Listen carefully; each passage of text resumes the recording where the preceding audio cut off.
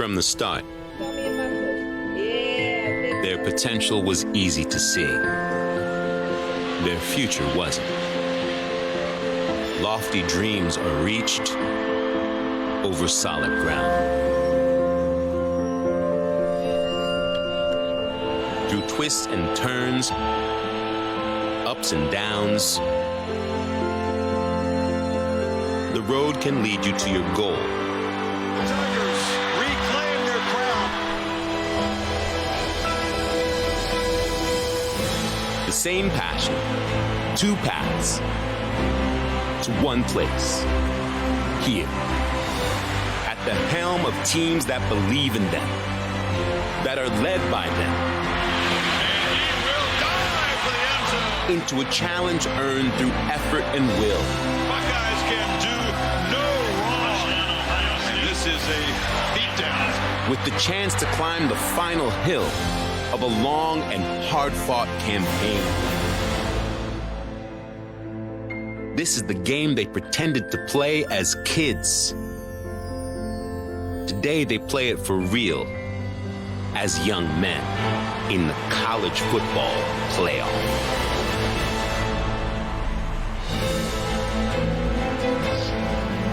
And welcome to the Silver Spaceship in the Arizona Desert, the College Football Playoff semifinal at the PlayStation Fiesta Bowl. And tonight's historic first ever collision of 13-0 teams. The Clemson Tigers, champions of the ACC, the Ohio State Buckeyes, champions of the Big Ten. This is the Booking.com kickoff. The winner punches a ticket to New Orleans, where LSU awaits the Bayou Bengals overwhelming Oklahoma this afternoon in Atlanta, a game no doubt most of you saw. And welcome to Glendale. Chris Fowler, Kirk Herbstreit, Maria Taylor, and Tom Rinaldi will join us. So grateful to be able to call our 11th college football playoff game.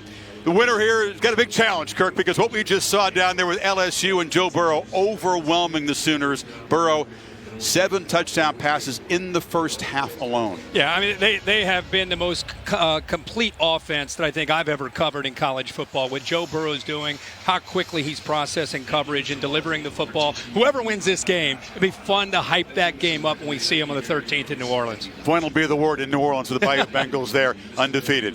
But if there's one offense that can maybe match LSU in production so far this year, it's Clemson. And is there one quarterback that you trust more in a playoff environment than Trevor Lawrence, who's never lost as a starter and never thrown a pick in a postseason game? Yeah, he comes in. He's kind of been there and done that, has that approach to the game, playing with a lot of confidence right now. There was a lot of talk early in the year. Expectations almost unrealistic. I think he was pressing early. In fact, he would tell you that he was. At one point, middle of the year, he settled down. Look at the last 6 games.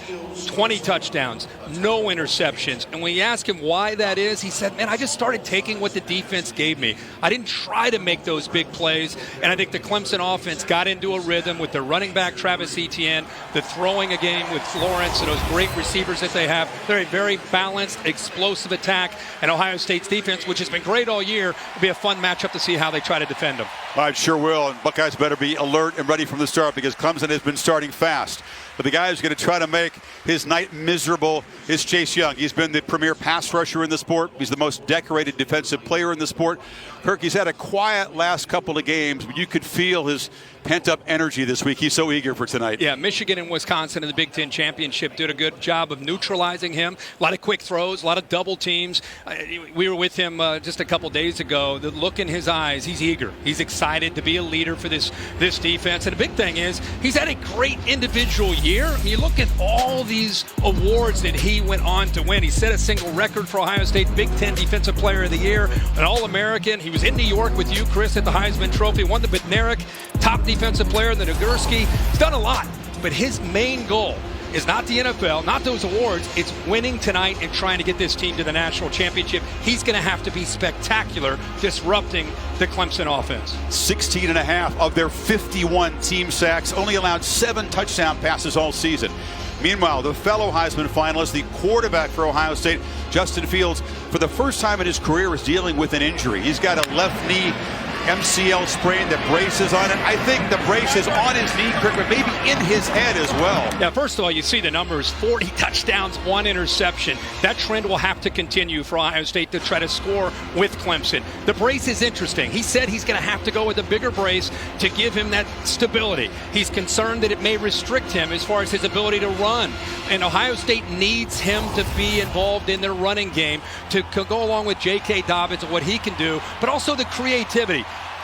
Brent Venables will create some pressure on third down, come from a lot of different places. His ability to scramble and run will be a big part of the Ohio State offense. We'll have to kind of keep an eye on that knee and that brace and how it affects him. Well, Trevor Lawrence and Clemson have been the more dominant team. There's 8 straight wins by 30-plus points. You have to get back to the late 1800s to find another team that's done that. Their 5th straight appearance in the playoff. Winners 2 of the last 3 national championships. Lost a championship game on this field to Alabama, but of course shut out the Buckeyes. All 3 previous meetings have been in the postseason. All 3 have been Clemson victories, including that very humbling game just a few seasons ago for Ohio State. The slight favorites tonight, say the odds makers. Whenever a championship is on the line, the Tigers wear those orange breeches.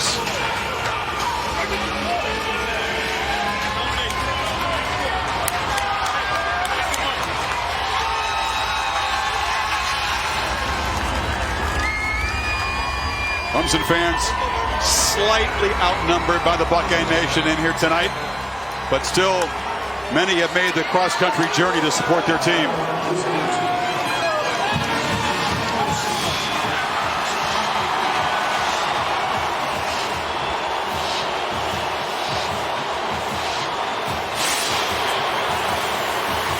Haven't lost a football game since the semifinal stage 2 years ago to Alabama, before Trevor Lawrence came along.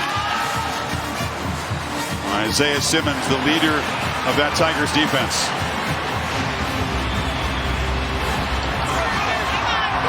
Ryan Day, spectacular in his first full season as head coach, 16-0 as the boss of the Buckeyes.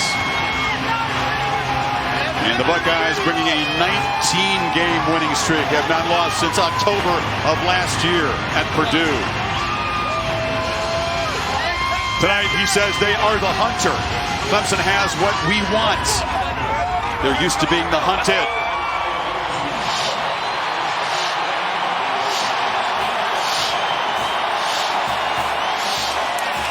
We hope you're ready. The undefeated Buckeyes, the undefeated Tigers for a slot in the championship game coming up from Glendale.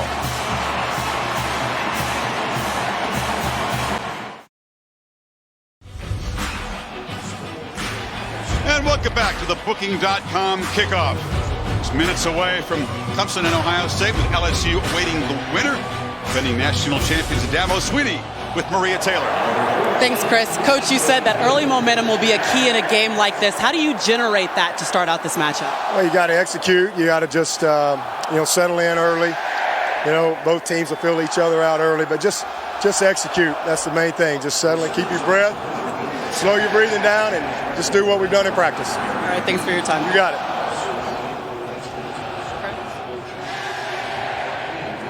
Some of those Clemson seniors, 54 wins in their careers, just 3 losses. An SEC crew in charge of this game tonight. Ken Williamson is the referee. Gentlemen, welcome to the 2019 PlayStation Fiesta Bowl and college football semifinal playoffs. My name is Ken Williamson. I'll be the referee today's ball game. Tom Quick, our umpire, will be assisting me during the coin toss. You're the home team today, Ohio State, wearing dark jerseys. Clemson, you'll be wearing white. For the coin toss, we're going to use this Fiesta Bowl commemorative coin. The head side will will represent heads. The logo side will represent tails. You're the visitor. Clemson, you call the toss. What's it going to be? He's calling heads. What is it? That's heads. It means you've won. You may kick, receive, defend, or defer. You want to defer? You want the ball? Which way you want to kick? Okay, put your back around there, please. Clemson has won the toss and will defer their choice of options to the second half. Ohio State has chosen to receive with the first half option. Nothing but wins for Ryan Day in his 16 games as the Ohio State boss. The 40-year-old head coach of Ohio State is with Tom Rinaldi. Thanks a lot, Chris. Ryan, Justin Fields, that big brace through all practices. You saw him warm up. What do you need to see him do early on that tells you he's ready? Yeah, he'll make great decisions. His knee's in good shape. Just has to get in the rhythm of the game. It'll be fast early, but he'll find it. Final message as your team came out. Just be bold and aggressive. It's a great atmosphere. Enjoy it. We don't want this thing to end, so go get them. Good luck to you. Thank you, Coach. Thanks. Chris? Tom, thank you. Quiet moment for Chase Young. These two quarterbacks in the game grew up about 20 miles apart in the state of Georgia. Booking.com bringing you the look at Trevor Lawrence and Justin Fields. Again, Lawrence undefeated as a starter. Tremendous play in the postseason, but Fields has been incredibly impressive in his first year as a starter. You remember a game that you and I have called where both quarterbacks come in undefeated? No, at this big stage. Yeah, incredible. Different personalities. Lawrence, of course, has been there, done that. Fields has waited with this opportunity. He said he expected Ohio State to be here. He wasn't sure that individually he would have the kind of year that he's had. How can you imagine 40 touchdowns, one pick? It's impossible. Yeah. The thing that stands out is the poise that both guys play with, being able to handle a big stage like this. We will see Fields and the Buckeye offense up first. Clemson deferring after winning the toss. P.T. Potter, an effective kickoff man, doesn't allow too many returns. DeMario McCall deep for Ohio State. The Bayou Bengals await. Tigers and the Buckeyes ready to get it on.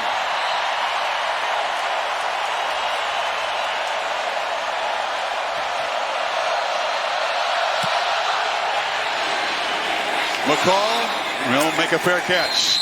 And Justin Fields tells you about some of his attributes.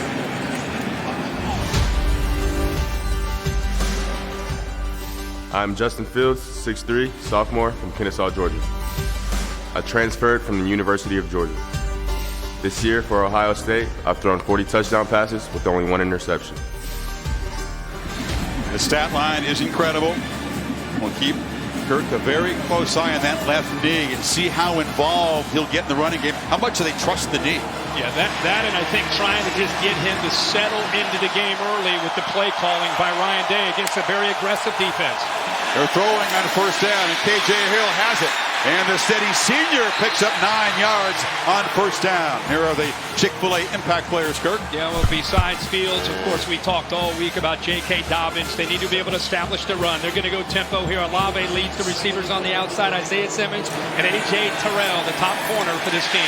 They find Benjamin Victor. He's got a catch and a first down out across the 40. Interesting approach with a long layoff, a lot of build-up, a lot of hype about Brent Venables and how aggressive he is as a defensive coordinator, how he likes to get an offense on its heels. 2 quick throws for Fields against his defense, against soft coverage. Clemson defense crowding the line. Ryan Day, who is the play caller, no feeling out. The Venables defense coming right at them early. And Dobbins muscles his way for 4. The man is within 95 yards now of Eddie George's career rushing record, or season record at Ohio State. Yeah, he's had a great year. I got to tell you, I'm so excited to watch the matchup in the interior with the Ohio State guards, the center Josh Myers against the interior of the Clemson defense. The linebackers, James Skowski, 47, Chad Smith, 43, are attacking downhill, and they've got to be able to tackle a very physical runner with low center of gravity in Dobbins. Tigers again crowd the line, then back out. Fields has time and fits the ball into a tight window. And the catch is made by the tight end, Luke Farrell, a first down in Tiger territory. Well, he does a nice job there, just kind of feeling that pocket. He had a little bit of pressure, a little sidestep to the left, found that throwing lane, and made a great throw with great accuracy. Looking to throw again. Delivers sideline route. It's Chris Olave. Defender slipped, and he spins down inside the 30. They are aggressive early. And what do you do against an aggressive defense? You match them, is what Ryan Day told us, with that same aggression, that same attitude that Clemson tries to play with right now. They're the aggressor, the Ohio State offense, with the play calling and the tempo. Fields again looking to throw. Loops the ball up. Leaping catch by Garrett Wilson down inside the 10 as the freshman makes a play. Unbelievable catch by the true freshman from Austin, Texas. Oh, they're going to wave it off, it looks like. Boy, he went up, made a great effort. Boy, I don't know how you wave that off.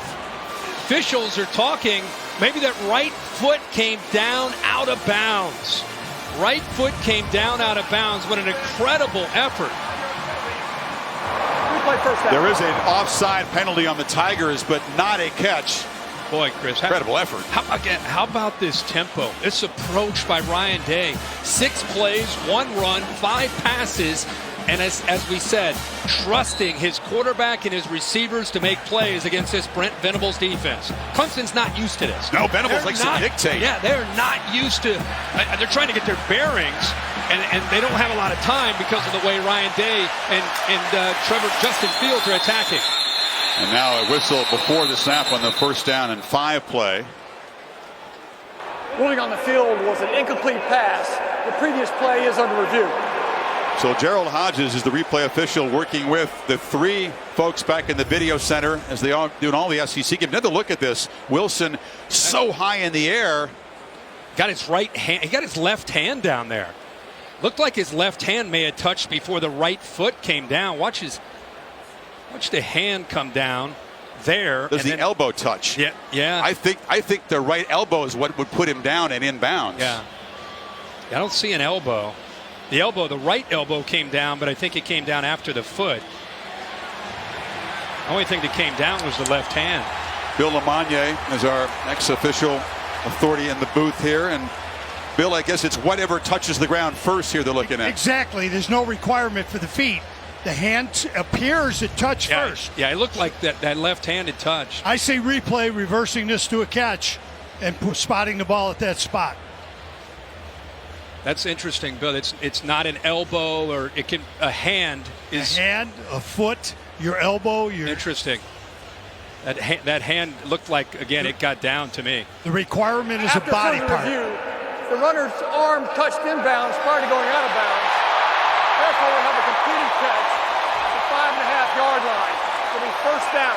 Yeah, it was interesting. The offside penalty will be declined. When they first went to replay, you could see Ryan Day being frustrated because he wanted to keep attacking, but it turns out they end up reversing it. He's going to be a lot happier to have the ball at the 5-yard line. And that is a tremendous play. That's a 27th catch for Wilson, who comes from Austin, Texas. He's kind of the next Ohio State wide receiver weapon. Well, that was a great effort because Kendrick had tight coverage. How about the ball placement by Justin Fields up high? Give the freshman a chance to go up and make a play on it. Clemson very stingy in the red zone. Opponents have only made 25 trips in here, only scored 10 touchdowns.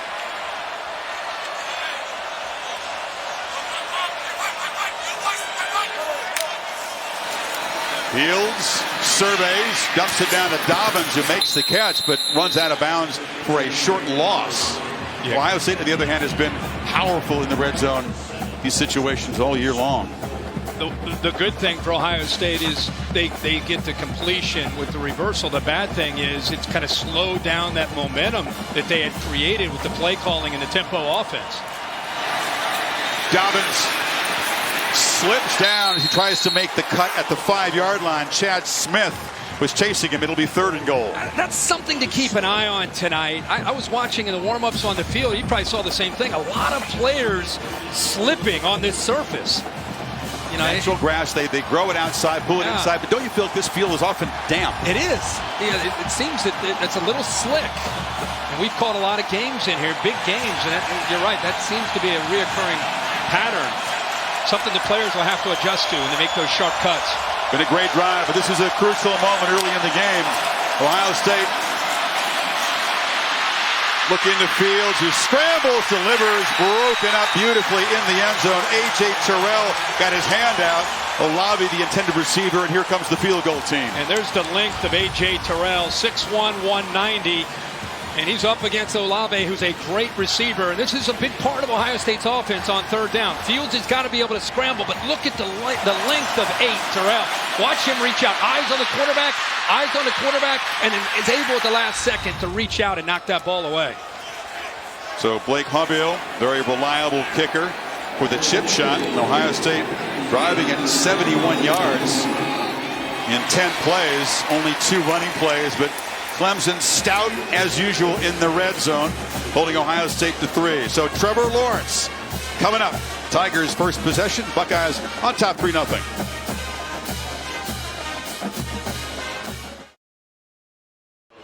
Justin Fields sharp, 6 of 7 on the opening drive, completions to 6 different receivers, but Ohio State settling for a chip shot. So Chase Young, our PlayStation Impact player, 87 is a very high number for a defensive player. Did serve the 2-game suspension for an NCAA violation last year, but still had 16.5 sacks, which is the most in Ohio State history, and he is raring to go. Interesting to see how Clemson blocks him.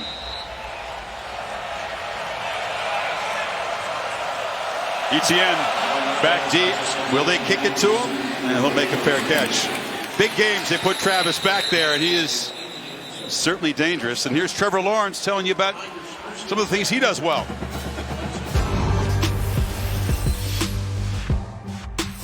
I'm Trevor Lawrence, 6'6" quarterback from Cartersville, Georgia. Last year we won the national championship, and I was the game's MVP. 24-0 record as a starter. 169 pass attempts without an interception coming into this game. I can't believe our guys got him to say a couple comments about himself. He's deflects individual attention, likes to talk about the team, but that's a good job.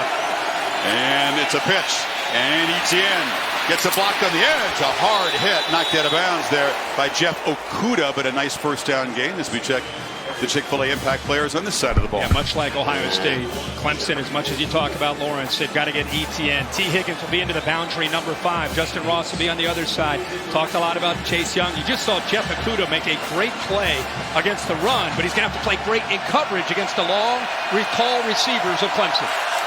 Etienne got 8 on first down. Now they fake it to him, and they find Higgins across the middle, who slips a tackle and makes a gain into Ohio State territory to the 45.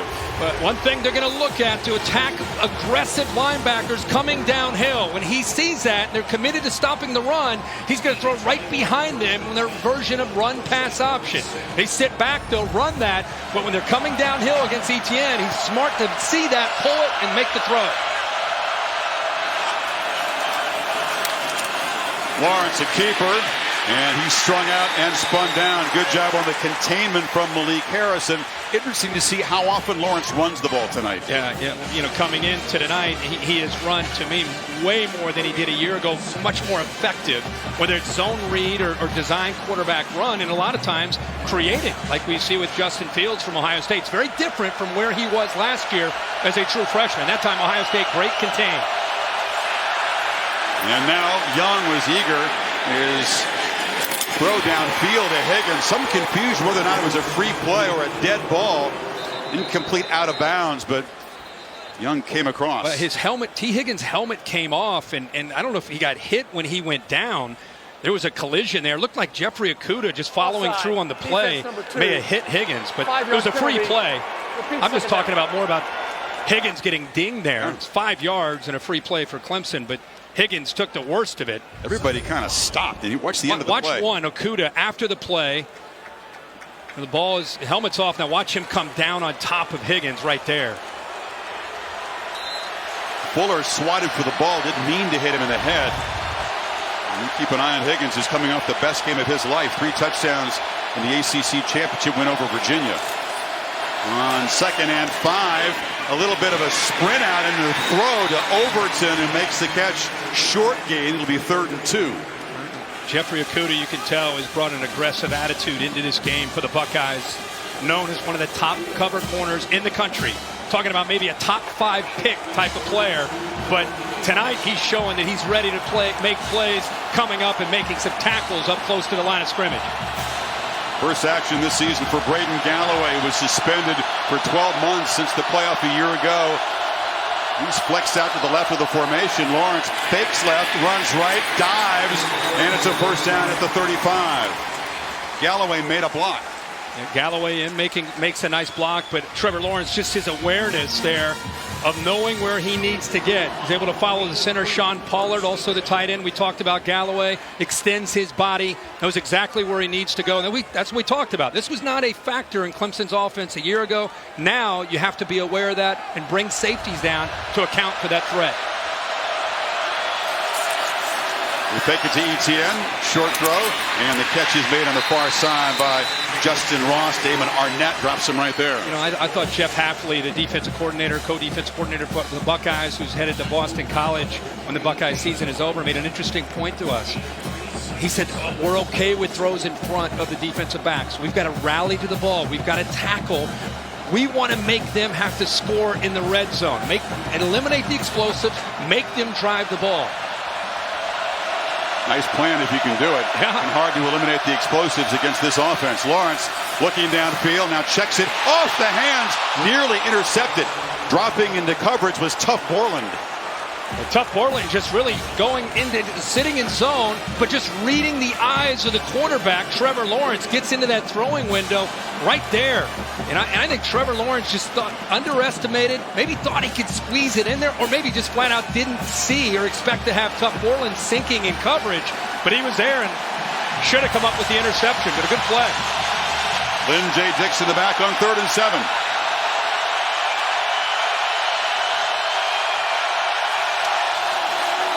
Lawrence has time, delivers low and incomplete. Protection broke down at the last minute. Arnett was in coverage. It's 4th down. Buckeyes get off the field, tighten that coverage up. You can see there's Damon Arnett trying to disrupt that timing, top of the route. Gets a little physical there. And Chase Young, we always want to know what's going to happen with Chase Young on 3rd down. That time Galloway, the tight end, kind of chipped him to help out Ankrum, the tackle on that side, before he released to go out for his route. P.T. Potter, the sophomore kicker, has been solid this year. This is near his career long of 51 from 49. It slid wide right. Ohio State defense gets a stop. Clemson comes up empty on the opening drive. 3-0 Ohio State.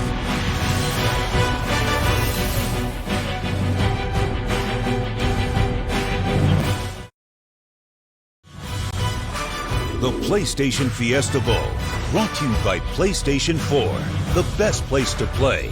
The all-new Lincoln Aviator. And the Nachos Party Pack from Taco Bell.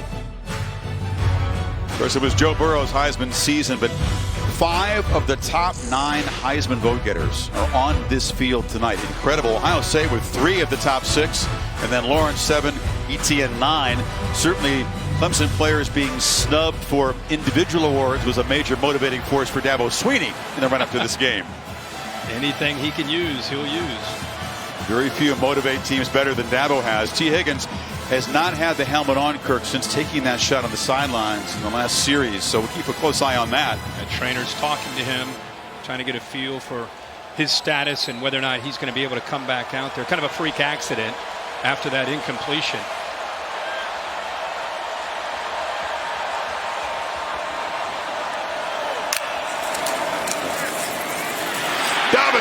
In the clear. Off to the races. Can they run him down?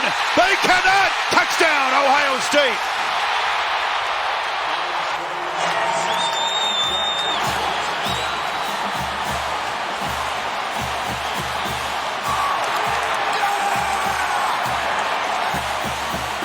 "68-yard lightning strike by the Buckeyes." The build-up in this game, we really wanted to see Clemson's run defense with how aggressive they can be. And the way their linebackers come down, their safeties, could they hold up against the physicality of the Ohio State offensive line and J.K. Dobbins? Dobbins, one of his first carries of the night, explodes for that touchdown in 68 yards.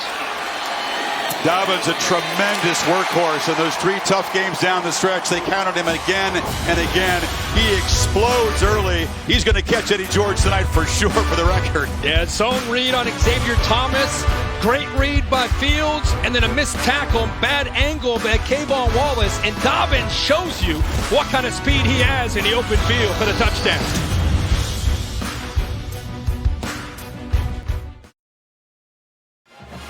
Yeah, zone read on Xavier Thomas. If he stays wide, they're going to hand it off. It's exactly what happens here. Good job by Fields. But look at the left side of that offensive line, led by Munford, pushing and winning the battle at the line of scrimmage. Does a good job of that push, and that kind of frees up Dobbins to be able to make that play. And there's a poor angle by the safety, Kayvon Wallace. And you could see that speed. I mean, Dobbins is a thick, physical runner, but you get him out in the open field like that, he can leave most secondaries. ETN from the 5. Quick burst and then a huge hit. Big collision. Knocked flat right there at the 21-yard line by Justin Hilliard. Boy, a big hit. What did Ryan Day say? The start of this game was so important. Match the energy and the execution of Clemson. Make them feel our strength and our violence. And they are doing so far. 7 minutes, pretty good job of that. As a first-year head coach, that's kind of been his message every week, no matter who the opponent is. And, of course, on this big stage, you want to maintain that approach, especially against Clemson. Now Trevor Lawrence back to work down 10 and perhaps without his top receiver T. Higgins. More on that in a second. ETN dances to the hole. Maria on the Tigers sideline. What can you tell us about Higgins' status? Yeah, Chris, we saw T. Higgins going into the tent, and when he came back to the bench, he no longer had his helmet. He looked dejected, and a lot of his teammates were coming over to shake his hand, and then they just took him to the locker room for further evaluation. We're not sure about the diagnosis yet, and we'll get you an update as soon as possible. Well, you hate to see that. Sure do. Just a tremendous season, tremendous momentum off that 3-touchdown game in Charlotte. Empty backfield. Lawrence surveys, scrambles, and fires a bullet, which is incomplete. ETN could not hold it on the sidelines. It'll be 3rd and long. Another look at what happened here. Fuller came across, tried to swat the ball out of Higgins' hand back in the Tigers' first series. He caught the helmet, which came off pretty easily. Yeah, then Okuda would land on the head right. It didn't land on him much. I guess the head hit the ground. It didn't look as severe from that angle, Kirk, as we thought. Yeah, maybe when he hit the ground. Meanwhile, 3rd and 10.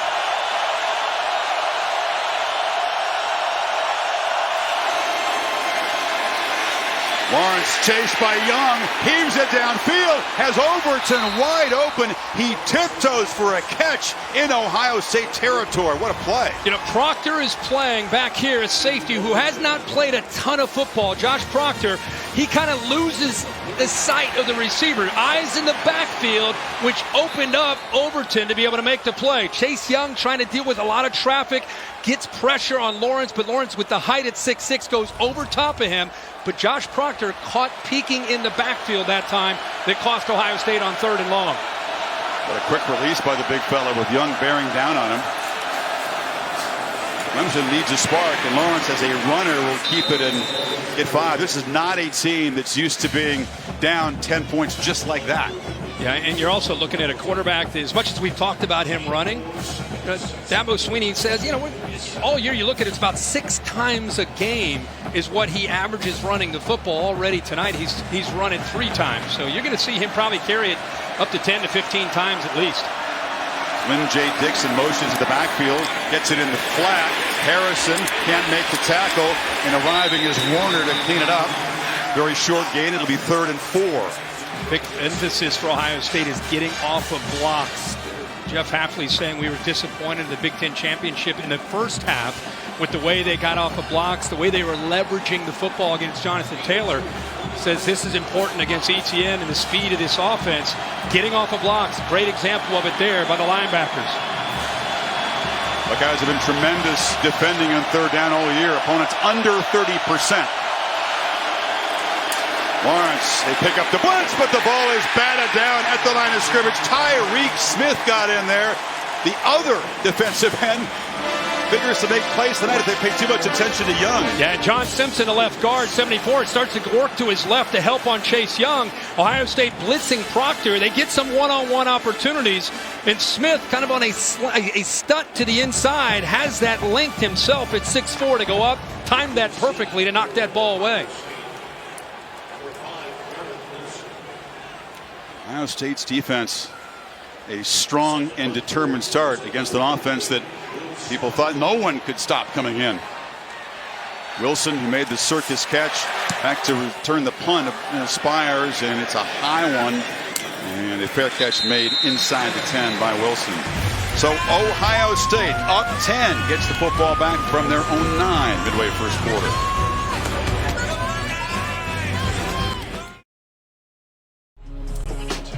Aerial coverage brought to you by Goodyear, recognizing those who strive to rise above the rest. Goodyear, more driven.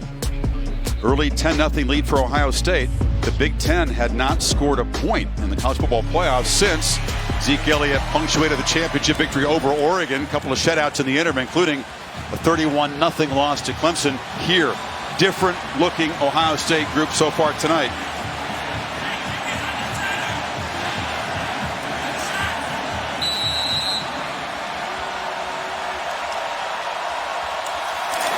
From the 9, Dobbins into heavy traffic. Simmons wrapping him up with help from Jordan Williams. At this point in the game, Ohio State up 10-0 and really dominating the line of scrimmage at both sides. Clemson has Ohio State pinned. It's very important this series to try to keep Ohio State pinned to force them to punt with a 3 and out. Should give Trevor Lawrence good field position if you're a Clemson Tiger. There's a false start by the Buckeyes. It'll back them up.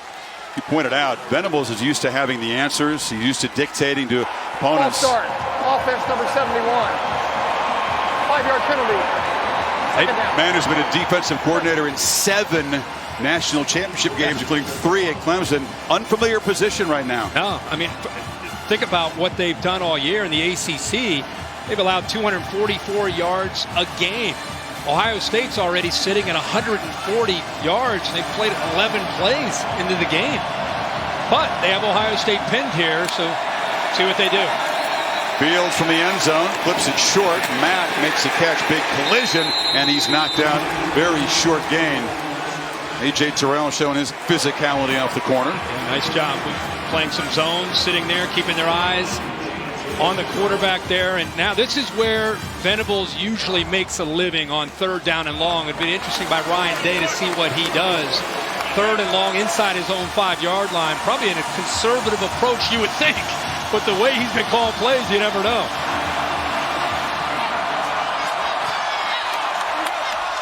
Tigers bouncing around. Showing pressure pre-snap on this 3rd and 14. No conservative call. Fields from the end zone delivers. Hill, can he get there? Makes a move, battles, and gets a first down across the 20. Crucial conversion. Buckeyes backed up no longer. Yeah, they used the motion to help them to get a matchup with K.J. Hill. You got soft coverage. Now Hill's got to make a play after the catch against Turner, which he does and wins. Great call, an aggressive approach again by Ryan Day, backed up inside his own 5-yard line. Sure was. Long. There's your answer. Yeah, and it shows you the confidence that he has in his quarterback, Justin Fields. Dobbins starts right, cuts it back, and is dropped after a yard. Hill with a couple catches early. Got 15 on that 3rd and 14. It'd be interesting. The morale of Clemson. So used to dominating. So used to being the one that's dictating things. All of a sudden, they've got Ohio State pinned. It's 3rd and long. You give up a first down. This is uncharted territory for Clemson's defense.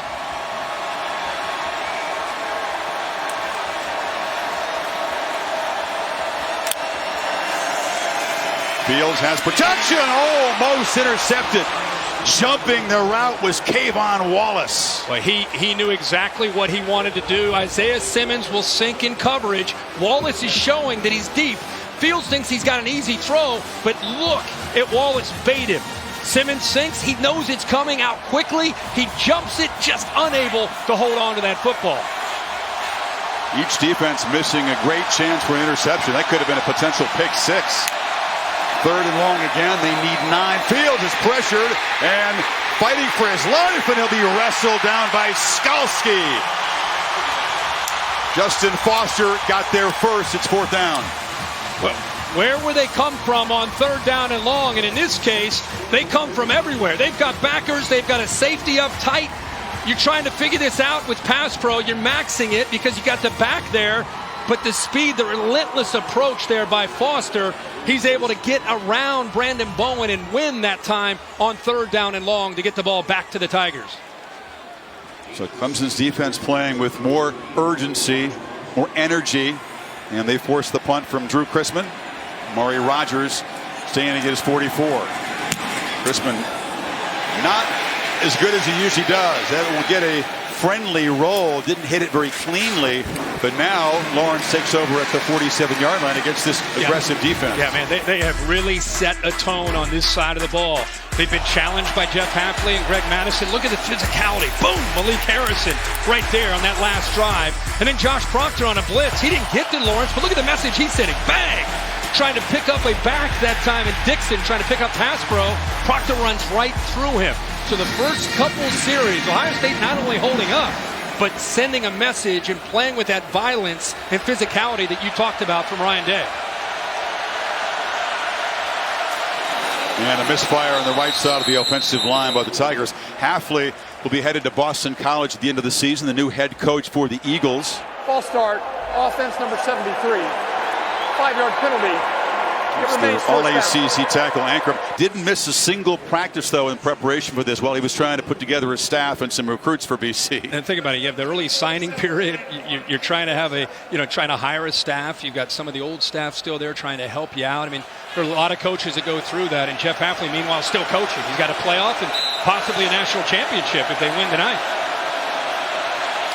1st and 15, play action. Lawrence zips it a slant. And Ross goes down, makes the catch in Ohio State territory. And with T. Higgins down, more the onus falls on to 8, who was the hero last year in the national championship against Nick Saban and the Alabama defense. They will move him around even more now. He's usually to the field up here, but now they've got him down here into the boundary where T. Higgins normally would be. Joseph Ngata, number 10, the true freshman from California, will also have to step up and help fill that role. ETN runs straight into traffic. Warner stopped him and will be a couple yards short on 3rd down now. So you're watching this game and you're thinking, what can Clemson do to kind of get their rhythm going? And I still think they've got to get that passing game. Their receivers are not winning on the edge. Okudah and Arnett and also all these guys, you're seeing them hold up and do a good job. Even Sean Wade in the slot. They're not getting separation, making it very tough on Trevor Lawrence in the pass game. Ross is over there on the left, single coverage against Arnett. And Fields swarmed under. Lawrence is going to be sacked by Robert Landers, the big junkyard dog, and Tyler Friday as well. Ohio State swarms him yet again.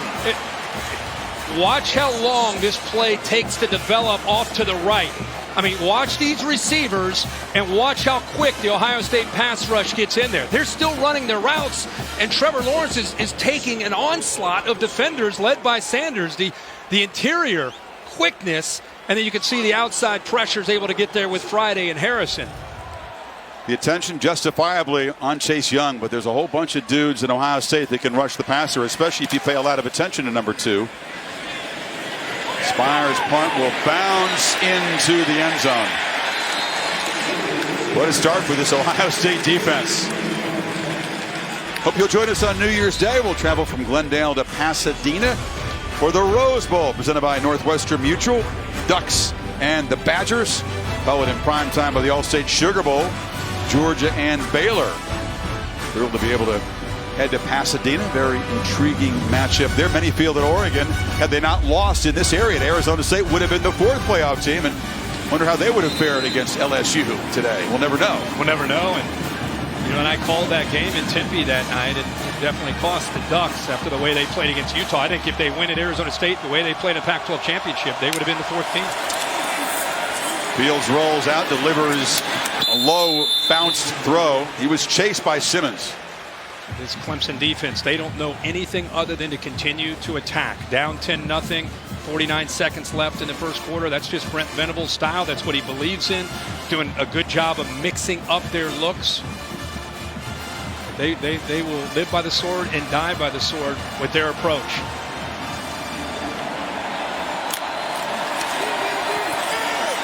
And now short throw and catch by Wilson. The true freshman's had an excellent first quarter, knocked down a couple yards short of the marker. Nice quick throw. Ryan Day, I think, doing a good job with Fields, putting him in a position to have success throwing the football, making the reads comfortable. He's 9 of 12 so far. 3rd and 2 play. They do the false clap, then take a look at the sidelines, and here's the chess match. Ryan Day and Brent Venables both adjusting late. Isaiah Simmons moving around here. They're expecting an interior run. Instead, it's Dobbins around the corner and into the secondary. Off and running again. Dobbins finally tripped up inside the 10 by Tanner Muse, but the Buckeyes threatening. I showed you Isaiah Simmons, and Brandon Bowen, the right tackle, felt that, and he does a nice job of kicking out on Simmons, and that's exactly where J.K. Dobbins ended up finding that crease in the defense. Again, if you've not seen Dobbins play a lot, he looks like a bowling ball, but he has tremendous breakaway speed, and he's especially fired up tonight with all the hype about Travis Etienne on the other side. The bowling ball is rolling downhill fast tonight.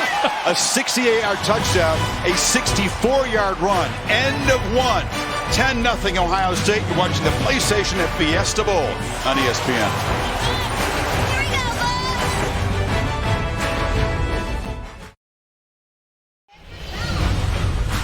Explosive first quarter at the PlayStation Fiesta Bowl, College Football Playoff semifinal number 2.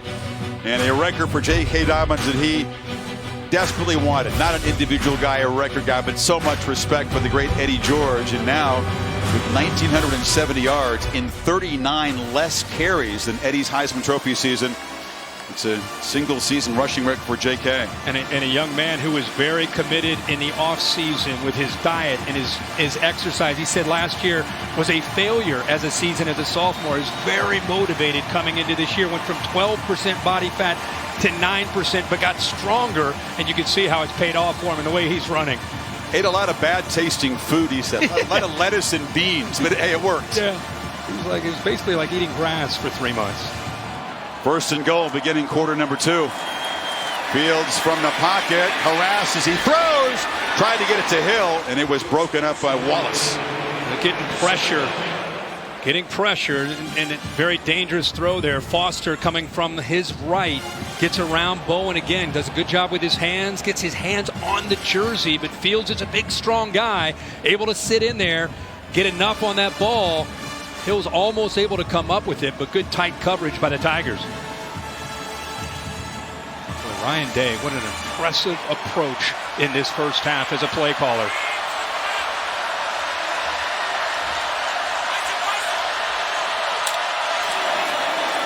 Dobbins running right, makes a cut, and is spun down inside the 5. It'll be 3rd and goal. Chad Smith on the tackle. They continue to run to that right side.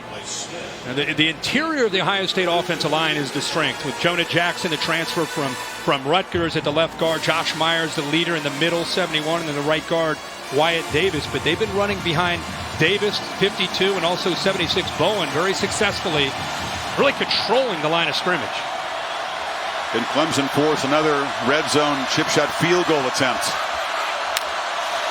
Crowd the line, try to come after Fields, but he loops the throw, diving catch, touchdown, Dobbins! And the Buckeyes are flexing and stretching the lead.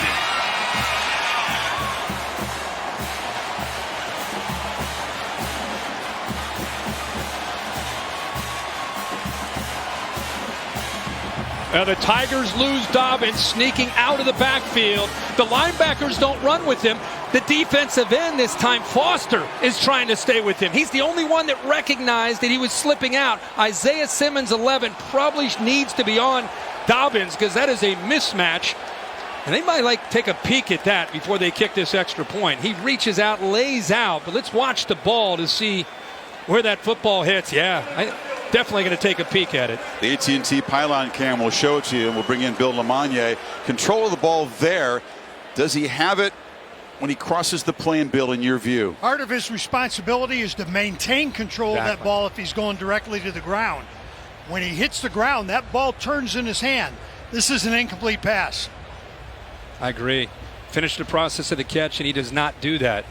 Control, inbound status, be able to do a football move, which he did not do because he lost the ball. Ball came into just one of his hands as it hit the ground, so it was difficult for him to control it. Remember, if the ruling is incomplete, it's going to be 4th down and a short field goal attempt. So a big swing here. Again, it's Gerald Hodges and the 3 folks in the replay center at SEC headquarters, just as they do in the regular games, making the judgment here.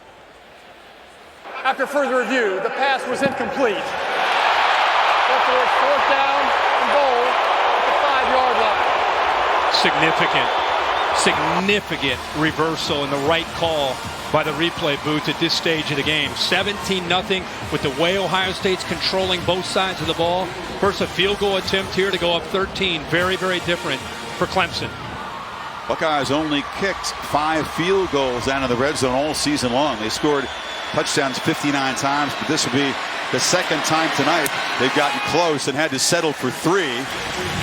75-yard drive in 6 plays. They do build the lead 13-0 now.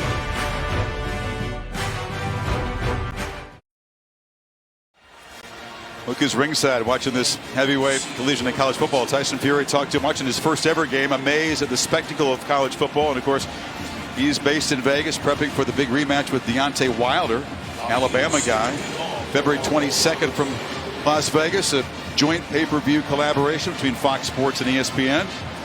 Earlier he was with Tom Rinaldi on game day. Yeah. He's a large human, by the way. He is a big man. I can't wait to watch that one. Yeah, be fun. I'll meet you there. Yes, sir. So Clemson's defense has had a couple of stops in the red zone, or else this would be completely out of hand. As it is, a 13-point game. And Trevor Lawrence, who comes from Cartersville, which is about 20 miles away from Justin Fields' hometown in Kennesaw, kind of northern Georgia area. Not really friends, more acquaintances. Had 2 or 3 workouts as high school players in that area. A lot of the summer camps, a lot of the elite quarterbacks will train together, meet up in high school and compete against each other in some of the different camps, and obviously had brilliant careers in high school, their choice of colleges. Lawrence must again do without T. Higgins, who got knocked in the head early and apparently will not be able to return tonight. They flip it short to Ross. Ross on a crossing route will be wrestled down for a 5-yard gain. You just feel terribly for T. Higgins. You work, you wait, you prepare, you have a great season. You are on this big stage and a very flukish kind of play. Yeah, his helmet comes off and he hits the ground with the head, and caution is essential in these situations, but you can see the disappointment on his face. Again, Ross has been moving around quite a bit, but they've had to replace Higgins with Ross back into the boundary. And Trevor takes off again, a keeper. Only about a 2-yard gain. Zach Harrison delivered a blow. It'll be 3rd and short. You're undefeated as a starting quarterback. Your team's down by 13. You can't get the rhythm going. This is where Trevor Lawrence has to start to really assert himself as a leader. Decision making, running the ball, throwing the ball, really try to take control and get his team to believe that they can get something going against this athletic and very aggressive Ohio State defense. 2 tight end look on 3rd and 2. And Etienne works hard. He's not going to get there. He's stopped short of the 1st down. Pete Werner came around the edge and stopped him. That's exactly right. He's reading Harrison on the outside on his own read, but Werner right here is able to knife through that defense. Good job of showing how tough he can be, getting off the block by the potential tight end there, Davis Allen, and coming up on 3rd and short, keeping him short of that 1st down. Dabo Swinney doesn't want to, but doesn't feel like gambling here on 3rd and less than a yard. So Spires is out. Clemson back-to-back 3-and-outs. Does it cross his mind to fake it to try to spark his team? It's what Ryan Day had to do when they were down against Wisconsin. Instead, they booted away. Talking about a team that averaged 3 punts per game. Spires busy early. That's a heck of a punt, though, that forces Turner back inside the 15-yard line, a 52-yarder. Well, a big gap, 15 days between the semifinals and the national championship presented by AT&T, the Mercedes-Benz Superdome. It'll be an unhinged week of preparation. It'll be an unhinged 2 weeks of preparation with LSU punching their ticket against the winner of this one. Will it be perhaps Joe Burrow against his former team if Ohio State can hold on to this lead? That would be a pretty juicy plot line. Poor guy there in the hat. Rough day at the office. Ohio State already more yards in this game than they had the last time these teams played in this field in the semifinals. 31-0 shutout. They had just 215 total offense that night. And there's a flag. Looks like they got A.J. Terrell against Victor on a holding call. Very, very tight coverage. Pass interference, defense number 8. The penalty will place the ball at the spot of the foul and includes an automatic first down. Up at the top of your screen on that quick slant, you see him grab with the right hand, grabbed onto the jersey, and that's what the official saw. I think you're going to see Ryan Day go back to that tempo, aggressive, attacking approach with this lead. Why change? But I think you're really going to start to see more tempo, more kind of that first drive that they had. Master Teague, redshirt freshman from Tennessee, spells Dobbins, but it's a keeper for Fields, is wrestled down for a loss by Logan Rudolph. Yeah, they've been throwing to set up the run. Kind of a change in pace, but he promised aggression, Ryan Day, and he has certainly delivered in the play calling and an aggressive approach on both sides from Ohio State. Fields takes a shot downfield, and a leaping catch made by Austin Mack on the sidelines. Went up over the excellent corner, Terrell. Boy, tight coverage by Terrell, but again, another receiver making a big-time play in Austin Mack, who's had a really great last 2 or 3 games for this Buckeye offense. What a block by Master Teague. Clemson brought a blitz. Boy, that is tight coverage by Terrell. Good location, the ball up high where Matt can climb the ladder and make the play at 6'2". Not easy to beat Terrell. He got 24 yards that time, and now Fields keeps it and gains 3. Terrell saying, I did everything that you coached me to do. I mean, that was tight coverage, in phase, hand up high, ball misses his finger by maybe an inch or 2, and Mack has that concentration there for the big play. It was Terrell who had the pick 6 early against Tua last year. The Clemson defense setting the tone, dictating in that championship game. The opposite has happened so far tonight. On second down, a throw and a catch short of the first down is Jeremy Ruckert. It'll be 3rd and short. The tight end that made the catch that really ignited Ohio State's comeback against Wisconsin in the Big Ten championship game. You and I think a lot of viewers who are familiar with Clemson's defense with Brent Venables are thinking and saying the same thing, as far as we're used to seeing them dictate things, and because of the way Ohio State's been calling plays. Look at that. Wow, a sneaky sneak. Fields came up, looked like he was going to set the protection. They snapped it to him, and they make it easily. One of the things Ryan Day said is Brent Venables likes to check late, very late. Look at the defense looking, so they catch him napping with that quick snap and a quarterback sneak. That was intentional to catch the Clemson defense looking for the adjustment. After the fake snap, Clemson's defense is taught to look over.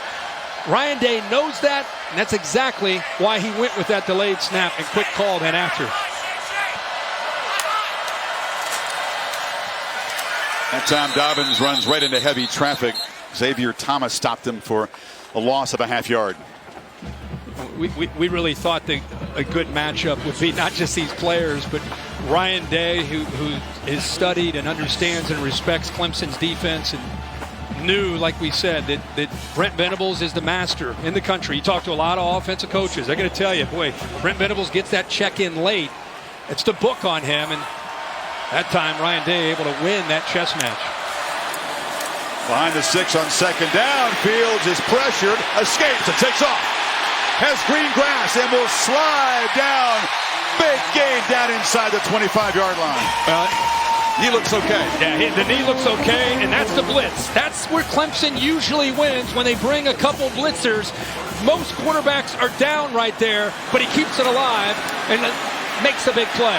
End zone throw, Hill broken up. Tigers defense nowhere near being set at the snap that time. Not at all. You know, that was fast. We just talked about how they're going to probably go to more of a tempo approach.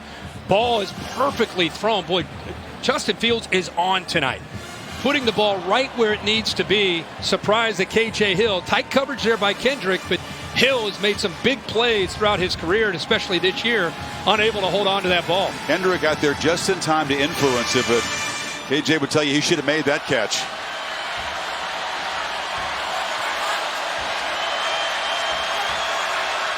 Teague is the back, and Day trotting down And he'll take a timeout here. The play clock was winding down.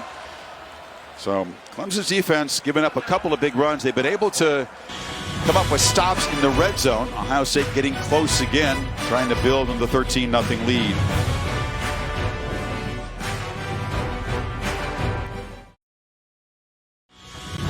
The PlayStation Fiesta Bowl, brought to you by AT&T. Gatorade, for the athletes who give everything. Nothing beats Gatorade. Capital One, what's in your wallet? And the first ever Mazda CX-30. Feel alive. Tigers in that 28-game winning streak. Serious jeopardy here. Down 13-0 with the Buckeyes driving. Taco Bell and the CFP bringing the best of the regular season to the playoff by creating the Live Ma student section. Taco Bell has provided tickets for students from schools participating in both Fiesta Bowl and National Championship games, so the most passionate fans can cheer on their teams. And the Buckeye faithful, a lot more to cheer about. Once again threatening 281 yards of offense for Ohio State against a defense that gives up 245 per game, but hadn't really faced an elite quarterback or an elite running back so far this season. They are facing both tonight. Teague to the left and lowers the shoulder, gains about 2. It'll be 3rd and long. Terrell got there to stop him. Keep running that stretch play outside that they ran earlier with J.K. Dobbins for big yards. You can see after that timeout, they called one play, had a second play call. They're going fast. Clemson trying to get players off the field. They can't do it. They didn't. And now Teague barrels ahead, and the flag is down because they couldn't get the 12th man off the field in time, and that'll move it 5 yards closer. Yeah, with a 3rd down coming up, Ohio State anticipated Brent Venables trying to rotate 3 players in. Ohio State didn't substitute, so they can go as fast as they want to go there. They caught Clemson again napping. Right now, Ryan Day is out coaching Brent Venables in this game. Defense, 12 players on the field and the ball is snapped. 5-yard penalty. 3-play 3rd down. How often have you seen Venables Never out-coached in a big game? Not since in Davos. You can see he's frustrated. Great job outthinking Clemson and the coaching staff. One step ahead is Ryan Day of Clemson and his defense. Makes it 3rd and 3. It's still Teague in for Dobbins. Justin Fields looks over to Ryan Day, gets the play, and Clemson looks over to Brent Venables to get the adjustment. Teague, first down, knocked down at the 10. So again, Day, after getting a look at the formation, makes the call, and Teague moves the sticks. Yeah, great block by Josh Myers to center that time. They opened up the middle. Man, we talked about what's the strength. What do you do in an aggressive attacking defense? Run right at them, north and south. Exactly what they did there, led by the center. Myers, the cerebral sophomore, bookended by a couple of veteran guards, Jonah Jackson and Wyatt Davis. Offense. Not all 11 players were set for a full second. Both guards were all penalty. Big Ten first-teamers. They call it the tip of the spear. That's what Day likes to use. Myers says it's the apex. Those 3 dudes in the middle have been so dominant this year. Yeah, I've been watching Ohio State football for a long time, and I cannot remember the interior being as strong and physical and consistent as these 3 with Jackson, Myers, and Davis. Myers and Davis, again, sophomores. Jackson, the grad transfer from Rutgers, who came in and was such a leader, named a captain here. So 1st and 15 after the penalty. Fields from the pocket has good protection, looking end zone, lost it for Mack. Did he get it? No. Out of bounds.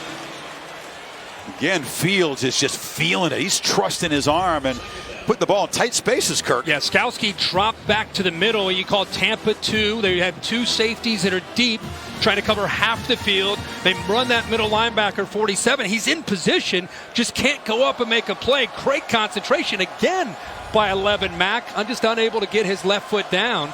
And a good call by the official.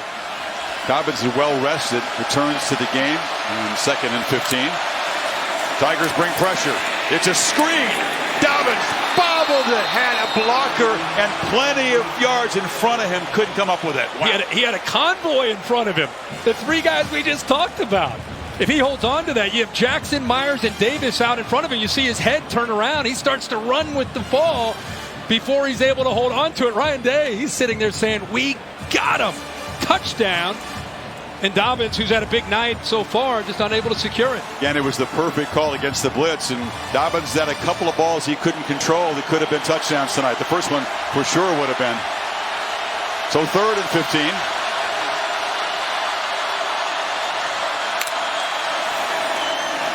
Well protected. Fields looks for the end zone again. That one, no chance. Way too high for Benjamin Victor. And for the 3rd time tonight, the Buckeyes will stall in the red zone and have to try a field goal. Yeah, and kind of a delayed route there. Victor trying to catch Terrell napping. You're not going to do that. That's good coverage, good discipline. Terrell in perfect position there. And you're right, Chris, 3 times Clemson's defense, which has been a strength of theirs in a red zone, kind of bows up there to force these field goals. The only thing keeping Clemson in the game have been these stops in the red zone. Bill tries to make it 3 for 3. This from 33, dead center. And the kick is perfect.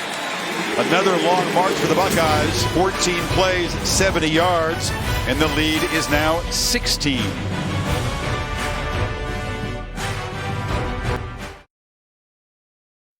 Want to stay up to date? Hey Siri, what bowl games are coming up? Siri knows it's the granddaddy of them all. Presented by Northwestern Mutual. Last time we saw that Ducks defense, they were suffocating Utah. Pac-12 champions against the runners-up in the Big Ten, Wisconsin, followed by the All-State Sugar Bowl, Georgia and Baylor. Ohio State, complete dominance. The only thing that you'd be concerned if you're an Ohio State fan is the lead is not bigger because of the 3 red zone field goals. But the defense has been aggressive, hard-hitting, and without Higgins in the game, you get Clemson searching for answers against these guys. Jeff Hafley's whole approach in this game is keep everything in front. Do not give up big plays, and when they catch the ball in front of you, make tackles. Don't give up yards after the reception. A lot of zone, eyes on the ball, eyes on that quarterback, whether it's the run or the pass. That time, tough four-lane sinks in coverage, reads the quarterback's eyes, and this has been incredible all night.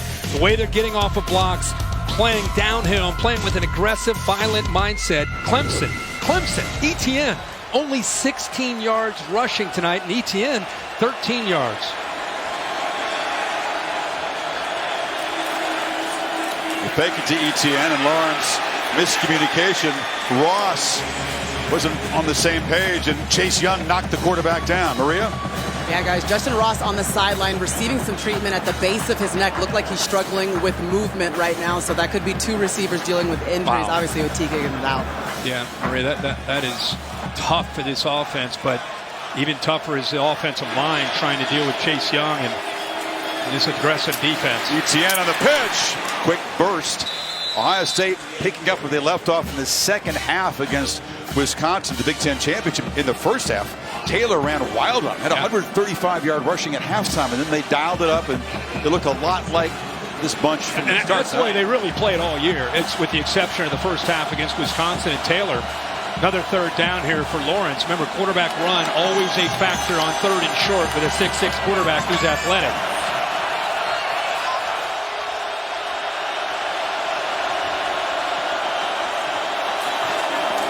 And Lawrence will keep it and makes a man miss, takes a big shot. You got to pay a price. In a playoff game, they moved the sticks. Fuller delivered that shot. Yeah, another message from Hafley this week has been hit the quarterback. If he's going to run it, if he's a threat, we've got to make him feel our defense. That's a good hit there. You see Hamilton down low, and then, of course, the safety, who's the eraser for Jordan Fuller, is able to clean that up. But Clemson, a good call there on 3rd and short, gets the first down. He loves the fact that he's the only safety out there. They play 3 corners at him, and he loves the responsibility. Sitting there in center field. Play action on 1st down. Lawrence rolling, surveying, flips it to ETN, who spins for 1st down yardage again right near midfield. That time, Travis Etienne chips, helps on Chase Young, and then releases out. Nobody accounted for him, and if you can't get him going running the football, just try to get him out in space. He's an electrifying player. Etienne just 21 yards on his 5 rushing attempts. 11 yards on that catch. Ball at midfield. Clemson desperate to dent the scoreboard here. Another keeper. Lawrence held up briefly, but shows the strength. long strider, but fought off a tackle, picked up 5. This is one of the answers against Chase Young. We just showed you where he is, zone read, just reading him. Where does he go? And Lawrence feels he can get around him, which he's able to do. Warner's in there tight to try to slow him down, but Trevor Lawrence, again, running the football quite a bit tonight to give him that extra number for the defense to account for. He's run it 7 times. Dixon is the back, but Lawrence wanted to flip it to him. Well covered. Nobody open there. Tyler Friday with the pressure. Yeah, I think Clemson tipped their hand there a little bit too early. Shaun Wade felt that. He locked up Dixon as he snuck out of the backfield after that fake. Trevor Lawrence had nowhere to go with that football. All he could do really is throw it away. I wonder if Dabo's thinking 2 plays to get the 5 yards here. 5 minutes to go in the half.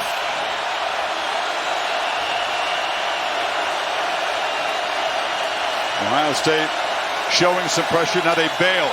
Lawrence hit anyway. Shaun Wade off the corner, and Lawrence is still down. Took a hard hit. Shaun Wade came from his star position over the slot on the left-hand side. Nobody picks him up. Chris, that's what you said. On that fake count, Wade showed blitz, but they did not. They still didn't pick him up. And Lawrence, I mean, Wade's going full speed into Trevor Lawrence there on that sack. And then Chase Young got there late and grabbed the quarterback around the neck. He was twisted in an awkward position and is still down. It is the 53rd sack of the season for Ohio State. They're going to review this to see if perhaps targeting came into play. Let's look at it in real time. And Wade, this is a physical play by a quarterback. Boom. That is a big hit. So I think they're checking to see targeting on the hit by Shaun Wade there. Mother Amanda, and you saw a quick look, and that's great news as he gets up and trots off. Now we'll see what the folks at the replay center, the SEC, in combination with Gerald Hodges, have to say as we take another look at this hit. Yeah, I think they're taking a look not at Chase Young, but that hit right there from Wade, obviously. Bill Lamagna, rules expert. Bill, what is your assessment of Wade's collision? There's a part of me that doesn't like it. He's in a wrap-up, but at the same time, he came in and he dipped his helmet. And that's the one with the quarterback there with the ball. After further review, number 24 of the defense is charged with targeting. The penalty is 15 yards to the previous spot and includes an automatic first down.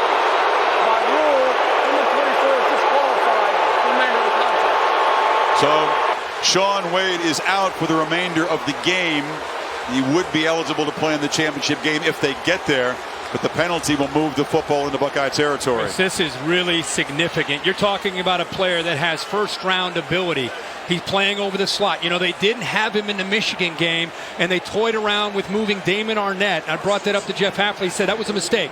If it happens again where Wade can't play, we're going to keep Arnett on the outside, and we'll bring in different players to be able to play over that slot. Right now, Amir Reep has checked in into the game in that position for Wade. And Chase Bryce has checked in. Lawrence not in the game after that hit as they evaluate him. So the backup, who is a solid player and has been a hero, big part of keeping this winning streak alive. The heroics against Syracuse last year, hands it off to Etienne, who will lose a yard. So already T. Higgins knocked out of the game. Maria reporting that Justin Ross has gotten treatment. And finally, Lawrence comes. A bit of good news as Lawrence is back in there. Yeah, but the theme continues with the line of scrimmage. Robert Sanders, they're rotating bodies. But, man, Chris, getting in low and quick. Winning, getting just off the ball. Who's getting off the ball faster and lower and more aggression? Right now it's Ohio State. Another good play there by Landers. Certainly great news that Lawrence is able to return. Looking to throw here on second down. Lofts it downfield for Ross, who can't come up with it. And now a flag, 2 of them down. It was Amir Reep in for Wade and Fuller defending that time. They went right after Reep, who was in against one of the best receivers that Clemson has, especially with T. Higgins down. He's grabbing onto him the entire time. He's running about 10 or 15 yards downfield. Defense number 10. 15-yard penalty for previous spot. Automatic first down. So it's guys like Reep, Severn Banks, Cameron Brown, who also have to step up and collaborate to help out with Wade out now. Yeah, and a good call by Tony Elliott and Jeff Scott, the co-offensive coordinators. They recognize that Wade's out, go right after a guy who hadn't been in the game at all. And it's an easy call there for the officials. He's grabbing onto him the entire time he's running that route. So first down at the 16.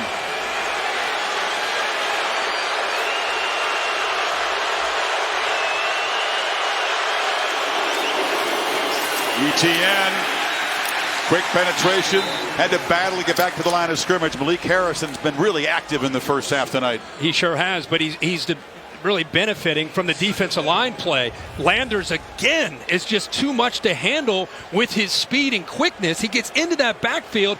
You can see ETN has to kind of navigate his way around Landers and makes it easy for the linebackers with Harrison to clean it up.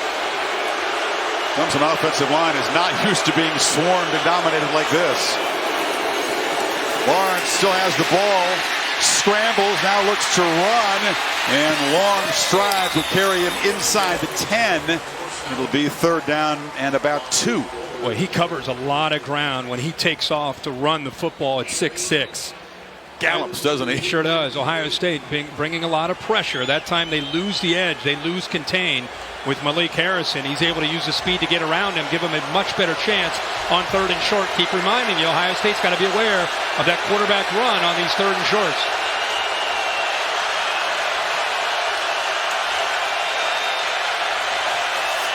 Pitch to ETN. Can he get the edge? No, he's turned back, but does well and scores. Standing up. That was all Travis Etienne on his own, and the Tigers finally on the board. Great point about that being all Travis Etienne. It's a good read. He pitches it out. But look at Fuller not give up on the play. But the rest of the Ohio State defense is running, expecting him near the boundary, puts his foot in the ground, deals with Fuller, and then cuts back against the rest of the aggressive Ohio State defense and into the end zone for the touchdown. They beat a very good safety in Fuller and then just ran through about 5 scarlet jerseys. Etienne finally gets Clemson on the board. 2:45 before halftime, and it's 16-7. As Travis Etienne's 18th rushing touchdown of the season. Penalties aiding the drive big time.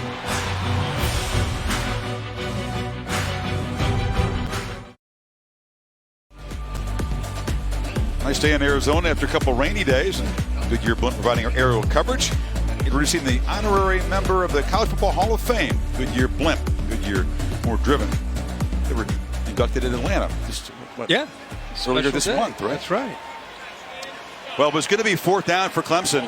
They would have had to punt the ball, but that targeting call, a good one, correct call against Shaun Wade, prolonged the drive. Pass interference by Reed. So the 75-yard, 10-play drive has cut the Ohio State lead to 9. Another look at this drive. They desperately needed it, but the over-aggression on the blitz here, the helmet-to-helmet shot, boom, right there. Lawrence, wrapped up by Young, was able to come back in the game after missing one play. And here on the scramble, picks up part of it. Yeah, picks up some big yards to give him a chance right here on third down. And you can see again the speed and the instincts. And you need a big play. Down big, it's when your playmakers and leaders got to step up. And that time both Trevor Lawrence and Travis Etienne were able to do that. Defense kind of relaxed, thinking that Fuller was going to grab him, and he didn't. And now Dobbins, who's had 2 long runs and has become the Ohio State single-season rushing leader in this first half, is dropped by Skalski and Wallace for a loss. I'm sure Brent Venables challenged his team after getting that touchdown. Try to create a little bit of momentum. 16-7 here. His defense has kept them in this game. I mean, the Buckeyes have moved the ball, but they've not been able to get the ball into the end zone when they've been in the red zone so far. 0 for 3 inside that 20-yard line for touchdowns. Coming into a key part of the game on something that Dabo Swinney emphasized. He's not the first coach to do so, but you talk about the middle 8 of the game, the last 4 minutes of the first half, the first 4 minutes of the second half, and Clemson loves to be able to control that part of the game. When they win the scoring battle in that middle 8, They're 45-1, so they're trying to obviously call timeouts, get the ball back. They'll get it to start the second half as well. Yeah, and I think that's the thing that the Clemson staff, led by Dabo Swinney, they got to be thinking about is they get a touchdown. Now you got Ohio State, in a position where Ryan Day's been aggressive all night. They're thinking about the stop, try to get another, at least maybe a field goal, and then they get the ball to start the second half. So these are big minutes at 2:38 to go here in this first half.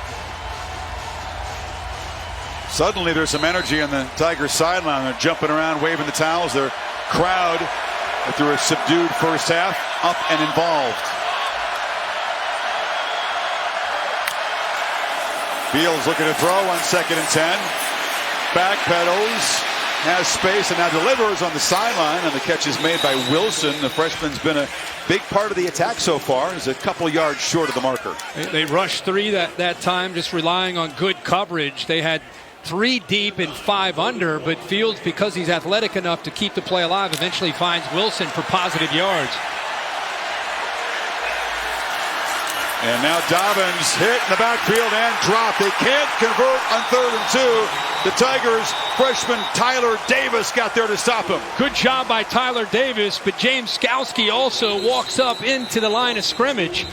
Does a good job right here affecting the play, but watch Tyler Davis right there at the nose spot, able to get through there and benefit, because you saw the center, 71 Myers, he had to come and account for that linebacker, which freed up the freshman Davis to make that play. Skalski right on top of him, and Dobbins remains down on the field. JK looking at that foot and ankle area. 68-yard touchdown at the 64-yarder to set up a field goal. Well, Tyler Davis, when he got into the backfield, he wrapped around the leg and eventually the foot. Right there, he's holding on to him and allows the rest of the defense to get in there. But the ankle's not, it's kind of held solid there by Davis. Dobbins up now, which is good news. We'll try it off. Tigers defense forcing a 3-and-out for the first time tonight. So all of a sudden the tone has changed here in Glendale. And Clemson with 2:05 to work with. They did spend 2 timeouts, but still should have plenty of time for Lawrence to operate the 2-minute drill. Chrisman punting, and Amari Rogers stationed at his 29.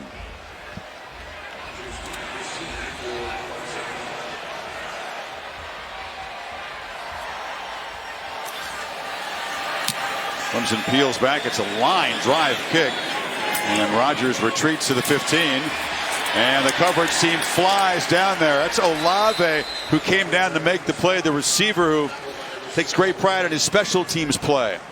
Well, the build-up to this game was really historic.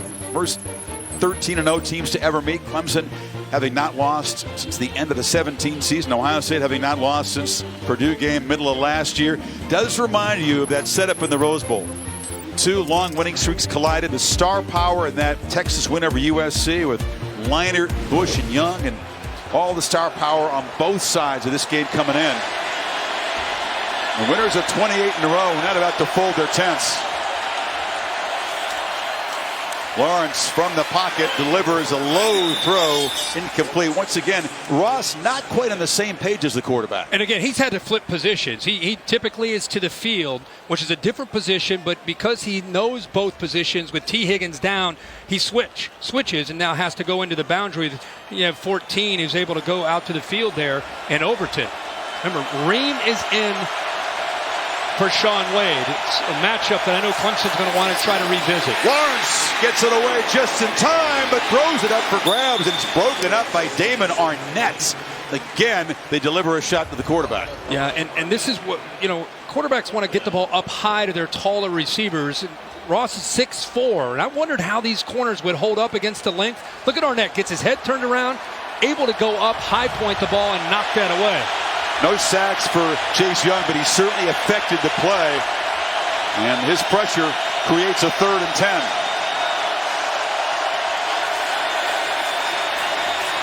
Lawrence delivers a strike. Ross makes the catch. They move to 6 across the 30. That was a dart.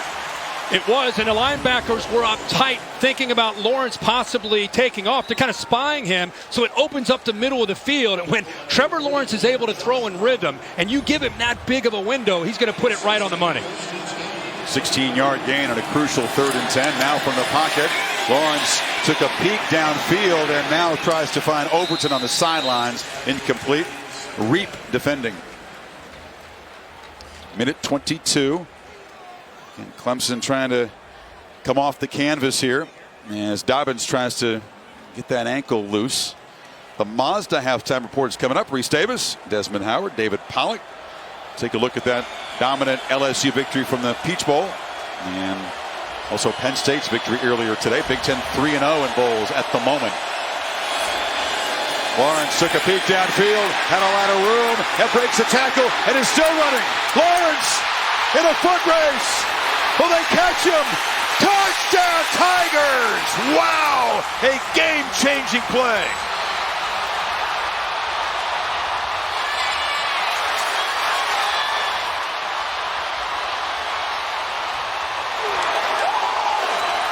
"67 yards. Proctor had a chance to stop him, but the big fella got out and galloped all the way home. What a call by Clemson. Again, utilizing the legs of Trevor Lawrence in that backfield. You expect Etienne to be carrying the ball tonight. Instead, it's Lawrence following the block of the left guard, John Simpson, and it opened up. Talk about a frustrating first half, Kirk, throwing the ball. How about this play, though? Well, this is great job of reading this block right here by Trevor Lawrence. Simpson, the left guard. You can see the linebackers, they actually move this way, and now it's up to the free safety, Josh Proctor, to be able to make a play. The eraser, right? You got to make that play. And again, he's 6'6", 220, making those moves in the open field. Heck of a play, and the Tigers are right back in this game. Long run this season. Before that was 28 yards, but it is the 8th rushing touchdown for Trevor. And Clemson within 2, despite being badly outplayed most of this first half. Keep in mind, he got knocked out of this game after that hit. The targeting call by Sean Wade shown some toughness. We talked about, remember early in the first half, I said, you got to step up. You're undefeated. Need to see this leadership. Need to be that guy. Boy, has he answered the call here for Clemson. And perhaps Wade's targeting play, the helmet-to-helmet hit on Lawrence, will be the pivotal moment tonight. Certainly changed momentum. Here's the play. Okay, this is 4th down. This is a gutsy play here, and an unbelievable call to be able to recognize that they had the numbers right. You have to be able to account for that quarterback. Ohio State's defense is built to stop the run. And Clemson knew coming into tonight, Trevor Lawrence would have to be involved in this running game, and he most certainly has up to this point, 9 times and 89 yards. Now the Tiger bench really up, jumping around, the crowd making noise. Momentum has been seized. And the folks in orange and white, Teague is spun down, and now it's just Ohio State trying to get to the locker room with the lead. And Dabo Swinney sprinting down and to call another timeout. You talked about the final few minutes of the first half and the beginning of the second half, and Dabo Swinney getting his team to really respond here at the end. Got to give his defense and Brent Venables a lot of credit, because this game was lopsided. It was going in a very bad direction for the Tigers, but Ohio State had 3 drives inside the 16-yard line and came away with 3 field goals. So they've kept them in this game and given Lawrence and the offense a chance to strike back and make this a ball game. They were so dominant early, moving the ball up and down the field, that you just wondered, against a team as explosive as Clemson, you don't take the opportunities, and they prove to be crucial. Now, they can obviously run out the remainder of this clock if they chooses to just run the ball. By calling the timeout, it's kind of forcing their hand, because if they do throw it, you don't get a completion. Yep. It force Ohio State to have to punt the ball here before the break. Well, really, from that targeting call, the pass interference call, boom, this game has flipped. Dobbins has not returned to the game. It's still Teague. They fake it to him, and Fields, with that aggressive approach from Day, looking to throw, delivers over the middle into traffic. Couldn't find K.J. Hill. There were a bunch of Tigers surrounding the senior. Well, he had K.J. Hill earlier over the middle of the field. He'll be coming from your right. He's looking to his left. Watch K.J. Hill work his way into the middle of that defense. Right there, right there, right there. He ends up throwing it late. Just isn't able to locate him. Once he broke free, he's looking to his left.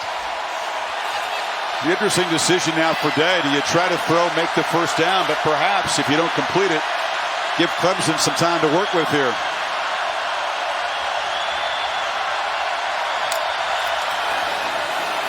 And they're going to run it with Teague right into traffic. Clemson, of course, can't stop the clock. So there's about a 10-second difference between play clock and game clock. There's aggressive and then there's crazy, right? I mean, Ryan Day's been aggressive the entire first half. With Clemson out of timeouts and having the momentum, he has to run the ball there and work this clock down.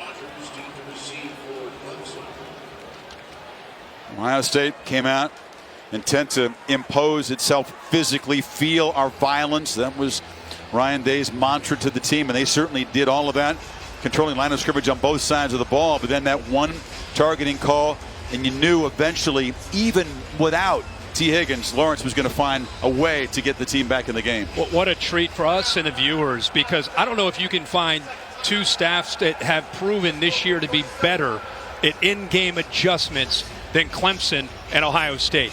And now here we are at a 2-point game, and these staffs are going to go into this locker room, and they're going to have to try to make their adjustments and talk about what's working, what's not working, and it's going to be a treat to see how this plays out. Clemson will get the ball to begin the second half. What's your sense of the message that Jeff Hafley will deliver to his defense? They were so aggressive early. Now you give up. The last thing you expect is Lawrence is going to run 67 yards for a touchdown. Yeah, I mean, they obviously came in maybe thinking that Lawrence might be somewhat of a factor in the running game. Now, clearly, he has been involved a lot, and that's the adjustment. They're going to have to account for QB run and keep doing what they're doing. You just got to execute. I mean, they've been playing great for a quarter and a half. They're not going to lose their aggressive approach at all. Chrisman, they came after him. He gets the punt away, and with no returner back there, it'll just bounce and be down at the 23-yard line with 4 seconds before halftime. Capital One rewarding performance. Takes a look at the evening of Trevor Lawrence, and he's had to show toughness.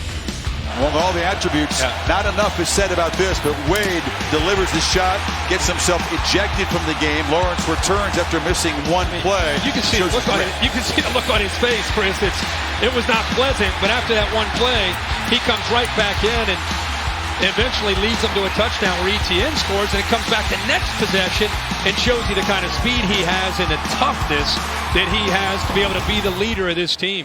Remember, he's undefeated as a quarterback. He's a winner.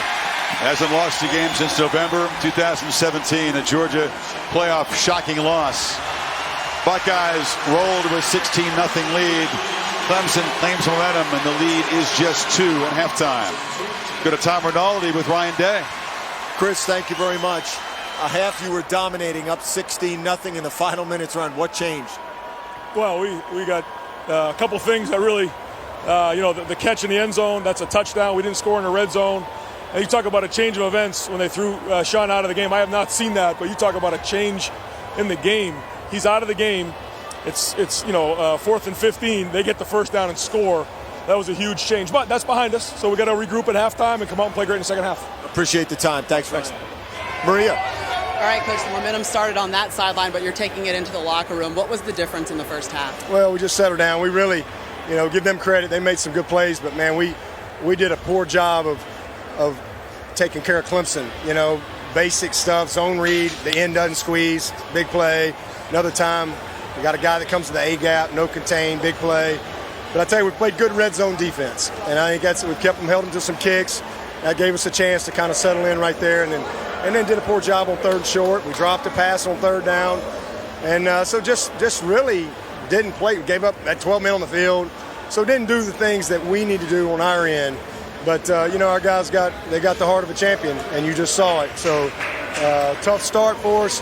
good finish to the second half. We get the ball, so hopefully we can continue to build on that momentum. And dropped a pick six right in our hands, missed a field goal. So, hey, we're very fortunate that it's 16-14 and still got a good chance. All right, thanks for your time. Okay. Yep, we better get in there. We're about to kick off for the second half here. Dabo, a comprehensive review. Hey, we got a great second half coming up, a rarity, a competitive semifinal. Trevor Lawrence is going to take snaps behind for the first time in his college career. The Mazda halftime report right after these messages from the PlayStation Fiesta Bowl.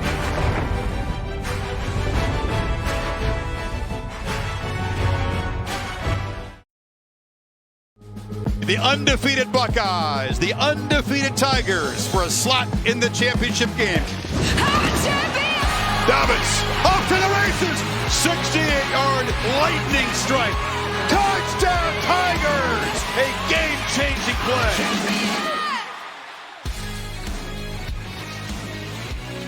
Two-point game in Glendale. Welcome back to the College Football Playoff semifinal at the PlayStation Fiesta Bowl. Ohio State scoring the first 16 points before Trevor Lawrence and Clemson roared back in the final 5 minutes of the half to cut the lead to 2, and Tigers will get the ball to begin the third quarter. And welcome back, Chris Fowler and Kirk Herbstreit. 25 minutes of dominance by Ohio State, but some red zone field goals. T. Higgins knocked out of the game for Clemson, but a pivotal penalty, a targeting call on Shaun Wade turned everything. Yeah, the targeting call, not only do you take Shaun Wade, who's a great player, out of the game, but it gave Clemson life on a 3rd and 15. They end up getting the first down, a pass interference, and a touchdown by ETN. In really the last minute and 35, 2 touchdowns for Clemson, which really tells you how the game changed late in that first half. J.K. Dobbins had a couple of long runs, but also had a couple of dropped passes. With that ankle problem at the end of the half, we'll keep a close eye on that. Let's take another look at the play. Shaun Wade came on the corner. This is an aggressive approach. They were intent on hitting Lawrence early and often. That helmet-to-helmet, though, drew the flag. There are a lot of people that question the call. They get upset with the call. That's a bad call. Bill, is it a bad call or the right call? It's forcible contact, crown of the helmet, and it doesn't matter that Trevor even dipped down a little bit. You cannot go to the crown of the helmet from your head to your toes on your opponent. It's a targeting foul. Offense had been stagnant before that play.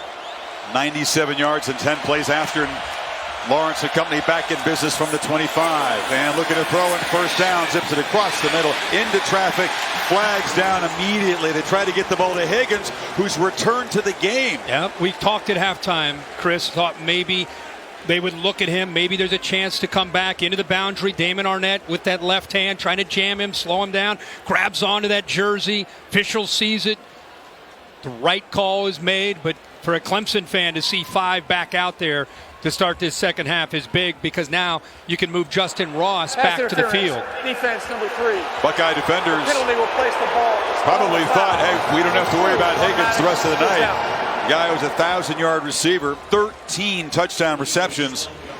Looks to be good to go. That's a big relief. And a tough matchup. It's 6'4", 215 pounds. Has played in a lot of big games. Has to win in the boundary one-on-one for this offense to really be effective. Higgins with a touchdown catch in his last 4 postseason games. And now it's ETN busting loose. Quick burst for 7. Trying to get him loose. They had a hard time doing that in the first half. This time, remember I talked about these coaching staffs are as good as you're going to see in-game adjustments. They want to get him outside, away from that battle in the interior between the tackles where Ohio State has been dominating. Get him out on the edge.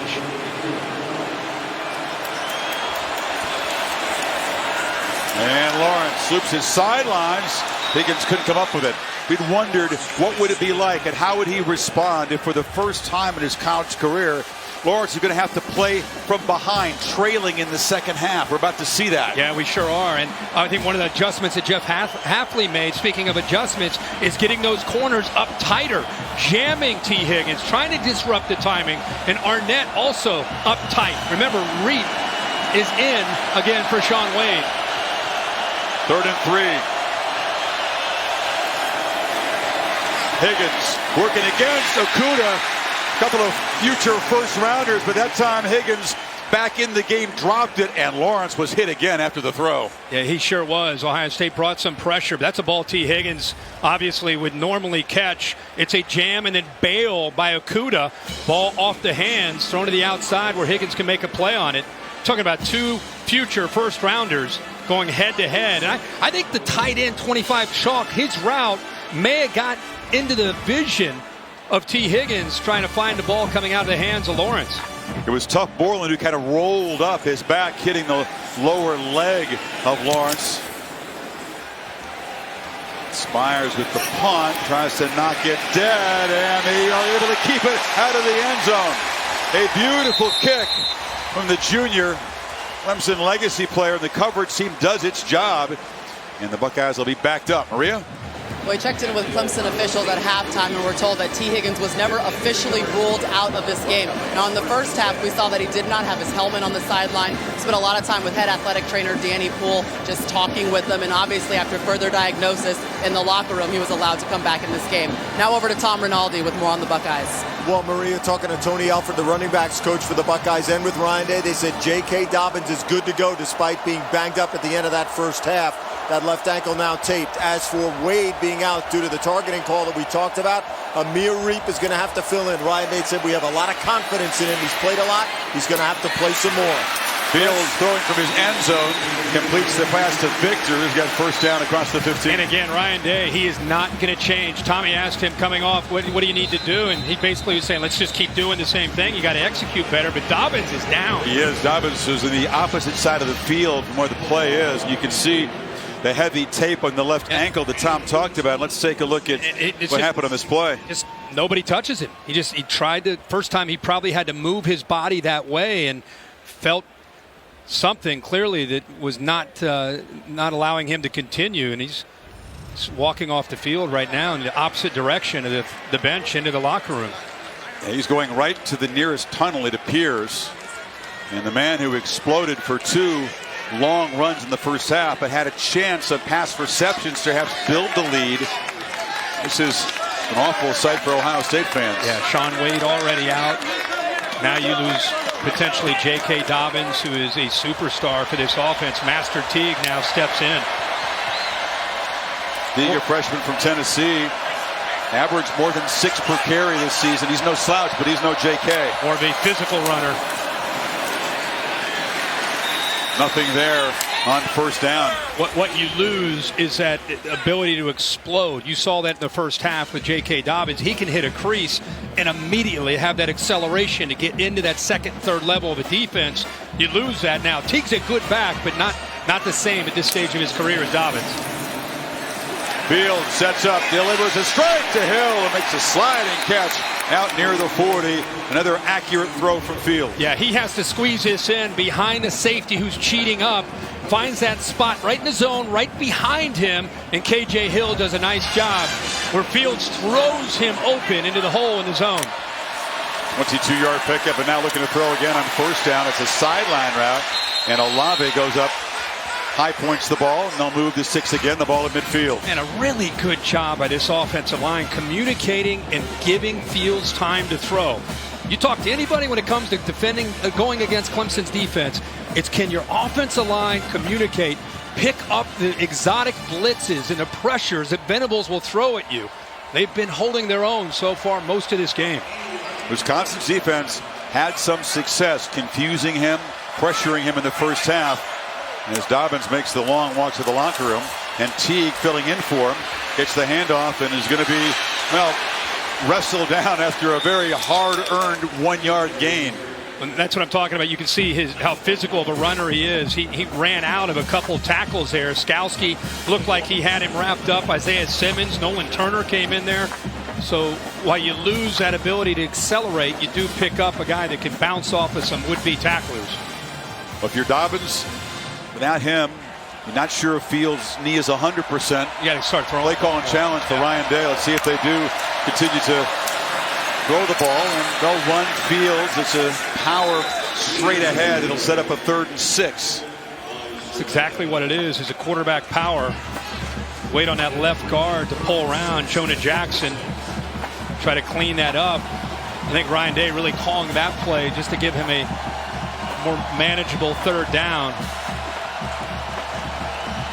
Now these receivers with Dobbins down, they've got to continue to make plays and get separation to help Fields out. KJ Hill comes in motion, was slot left. They've looked to him 8 times tonight, targeted 8 times already. Fields trying to escape, and he can't get away. Thought he had some green grass, but Tyler Davis, the defensive tackle, stopped him. It's 4th down. So again, this is what Brent Venables will do. He's going to show you the double blitz here, but then they drop, and they end up bringing Isaiah Simmons off to the left. So it affects the communication, and it makes Fields feel that, and he has to step out to give himself even a chance. But give Venables a tip of the cap there for drawing that one up there on 3rd down. Buckeyes moving 52 yards to flip the field, and now Crispin will try to do what he does very well, which is knock the ball dead and pin Clemson back. It's high with backspin. Rodgers lets it go, and Ohio State turned to execute perfectly as Olave gets down there at the 1-yard line. That's where Trevor Lawrence and the Tigers will take over.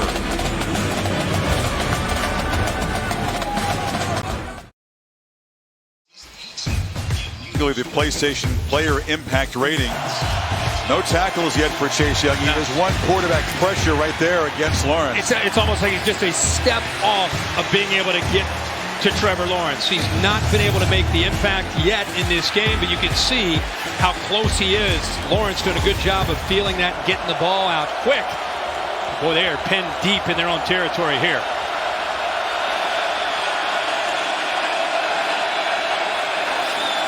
Lawrence from deep in his end zone takes a deep shot downfield, looking for Ross. Okudah, no way.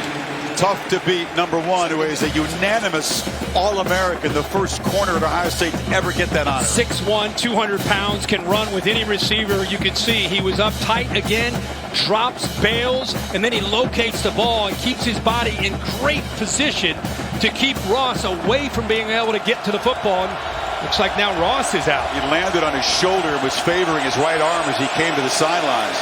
Lawrence is rolling on 2nd down, delivers a shot in the flat, and Higgins tries to muscle his way to a 1st down. Reap stopped him just, I believe, a few inches short. Here's another look at the incompletion. Earlier on, it was the net, as Maria reported, that was the problem for Ross, and he kind of is tripped up late. Lands on his shoulder. Didn't look like a lot there, but came up to the field with that right arm hanging at his side. Kind of another one of those fluke injuries, very similar to T. Higgins. By the way, you can't really predict that he would go down from that fall. Higgins showed his physicality and made the 1st down there, so the Tigers some breathing room. Another short throw and catch, and Higgins this time will be corralled very quickly there by Okudah. You know, with Tony Elliott and Jeff Scott calling plays for Clemson, that's usually how they attack. Is they want to stretch you sideline to sideline with a lot of quick throws and a lot of times ETN outside runs, and then stretch you vertically with some shots. But Ross continues to be looked at, and then also run the ball. So it's just a combination of things. They've really yet to get that all going. Lawrence still under 50% throwing, 11 for 23 for a guy who's close to 70% on the season. Here's another run, and he has taken some shots tonight. He spun back into traffic, no fumble. He was down beforehand, and that time Chase Young did make an impact play along with Browning. Going right at Chase Young on the option here. They attack him, but he does a good job of kind of keeping Trevor Lawrence in a guessing game there on the option, and Barrett Browning keeping those linemen off of him, able to get there with his ability to scrape through that traffic. All right, Kirk, here's a big 3rd down play. They need 6 to avoid having to punt it back and perhaps give Ohio State good field position.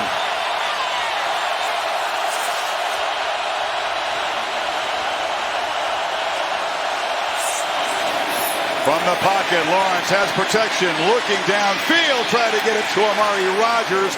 Close coverage by Reap, who does his job, and it's 4th down. Well, they went after Reap. Again, Reap in for Shaun Wade. It was more about the matchup, but a very low percentage throw here by Clemson. A good coverage by Reap. I mean, he is in phase, stride for stride, stays on top, and then does a good job of looking back at the quarterback to locate the football. And Rodgers, who battled so hard to come back from an ACL in the spring, one of the Clemson's best receivers with yards after the catch, has been held in check tonight.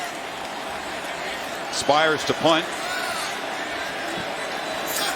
Wilson standing at his 45. Buckeyes come after it, and they knock the punter down. Now we'll see if it's a 5 or a 15-yard penalty. If it's the 5-yarder, it wouldn't be a first down. But if it's another Ohio State personal foul, it could be another crucial mistake.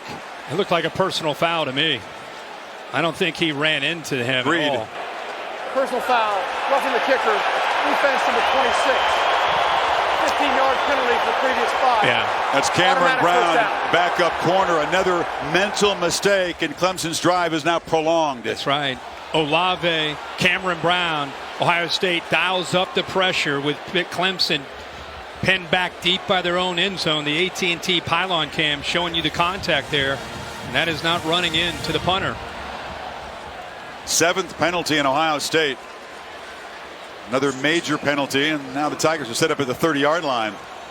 Remember, the third down play with the targeting call gave them a first down. It would have been 4th down. Now they catch a break here on this punt to keep another drive alive. The Fields has to wait. Justin Ross, by the way, back in the game. And this is Dixon spinning free. Cut it back. And a productive gain out near midfield for Lynn J. Dixon. Watch again. Landers gets in, and what a good job by Dixon. Feeling that, putting his foot in the ground, cuts back the other way. This play's designed to run to the left, but because of the penetration by the interior, 67 Landers, he decides to put his foot in the ground and cut all the way back and picks up big yards. Another Ohio State player. That's now. Jeff Okudah, the unanimous All-American corner. It's a test for this defense. They thought they were off the field. They were. Now suddenly having to try to keep Lawrence at bay.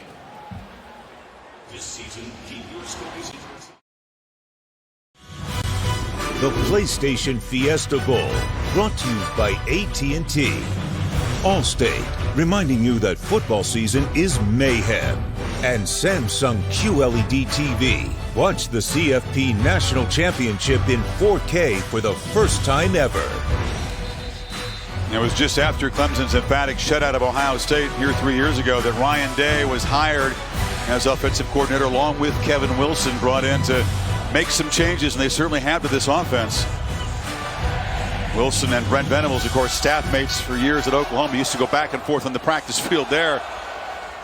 Good news is that J.K. Dobbins came running out and was testing that ankle on the sidelines at the timeout.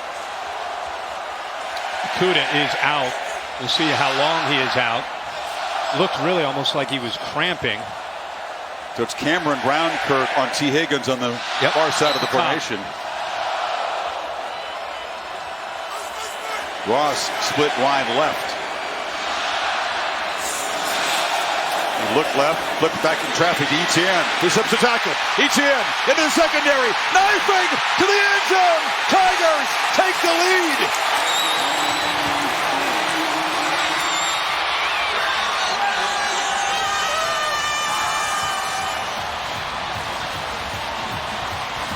Remember, 53 yards. Etienne, they can't get him out running the ball, so they try to get him in the passing game. Malik Harrison has him. You can see Simpson gets out there, but now he's in the open field. Great blocks downfield by these wide receivers. Overton 14 with a big block. You can see 76, the center Pollard way downfield.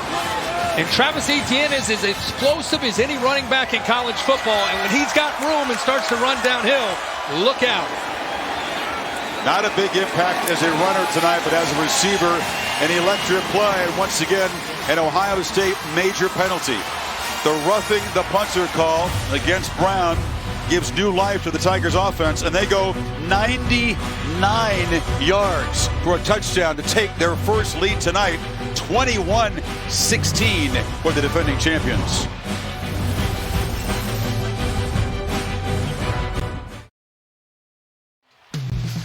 All season long, Curtis Wilson crisscrossing the country, the All-State bus. What's your All-State mayhem moments? Well, because LSU won today, I figured we'd look at the LSU Tigers early in the year, September 7th. This is when we learned that Joe Burrow and the LSU Tigers were different. On the road, in a competitive game, in a tough atmosphere, they call a pass instead of working the clock and running the ball. Aggressive mindset paid off for them and really set the tone for an incredible 2019 year for Burrow and the Tigers. 493, threw for 7, ran for 1. It was here in this field against UCF in last year's Fiesta Bowl when Many believe that the Joe Burrow legend was born. Tough comeback win. Tom Rinaldi, what can you tell us about J.K. Dobbins' status? Chris, athletic training staff said Dobbins went to the locker room, took the shoe off, had it retaped, would not be ruled out of this game, was going to do all he could to return, and there he is jogging back to be a part of this next offensive series. J.K. Dobbins, a gamer, giving it all he can. They did not specify the nature of the injury, Chris, but we certainly could see the heavy tape on that left ankle. Yeah, it was a non-contact situation. He slumped to the turf and headed to the locker room, and has come back looking like a new man. Ohio State down for the first time tonight. They fake it to Dobbins. Fields, a long throw, sidelines, almost intercepted. Darian Kendrick was in tight coverage against Mack and thinks he should have had it. Well, that is a long throw and really good coverage by Kendrick, who is anticipating that comeback. Does a good job of turning around. He does everything perfect. That is outstanding coverage and a long throw. He's able to react to it. Just gets his right hand on the ball and unable to come up with that interception. But, man, that was good coverage. Receiver who wasn't sure he wanted to play defensive back, but decided to go along with the coach's request. High school quarterback, tremendous athlete.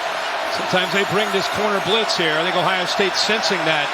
Venables loves to bring the corner off the boundary. And by making that move, Day will spend a timeout in the first of the second half. Midway, third quarter. It's Clemson in front now by 5.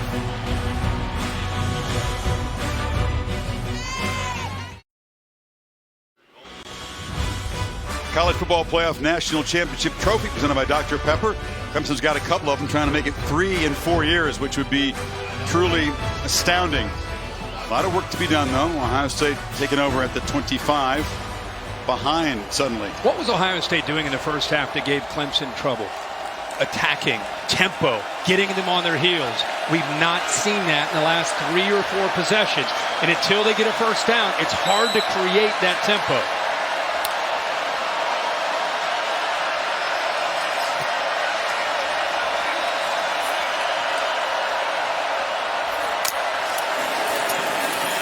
Dobbins testing that ankle, runs left, lowers his head and gains 2. They are really attacking the line of scrimmage right now. I think they're feeling confident about the matchups on the outside. Terrell on one side, Kendrick on the other, frees up their safeties and backers to try to attack downhill, especially on early downs. Then it gets Venables to third down, where he gets creative and tries to affect the O-line and the quarterback.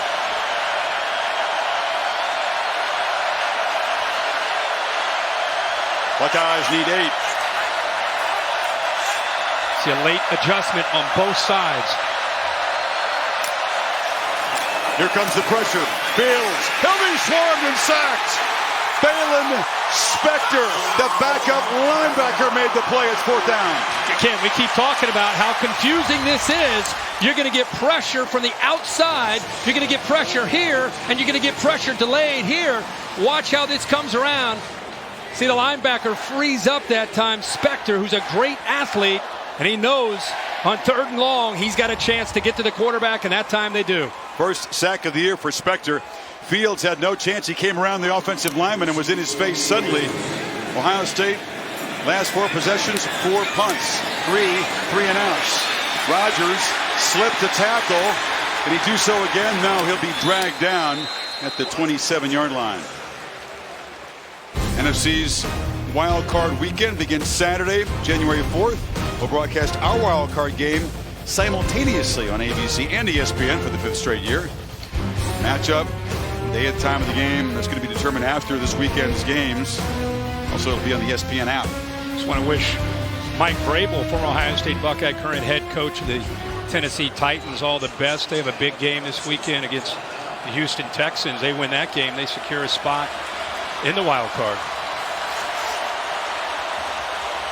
So the Tigers now trying to build on the lead. They give it to the touchdown scorer, Etienne, who runs sideways, but Browning wouldn't let him get the corner. Gain is 1. Boy, Baron Browning, he's had a remarkable year. A highly touted linebacker, came in the first couple years, not able to really get on the field much. This year in his new system, he has flourished. Just seems like he's been freed up, making a lot of plays like that, sideline to sideline, with tremendous speed and instincts. Buckeyes' best DB, Jeff Okudah, is back in the game now. right there, backing out.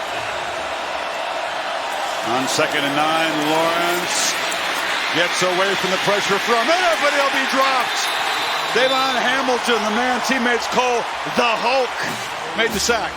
Well, he has had a great year himself on the interior. You know, you always get caught up in watching this, but he goes around Carmen, and it frees up the interior to eventually get there. Carmen does a good job of forcing Chase Young to the outside, but the push in the middle and good coverage downfield. Eventually, the big fella, Davon Hamilton, gets home. He looks like the Hulk, doesn't he? He does. But he moves quick. 310 pounds out of Pickerington, Ohio. Now Young hoping to make his first impact play, knocking down the quarterback in that three-point stance on 3rd and 19. Lawrence.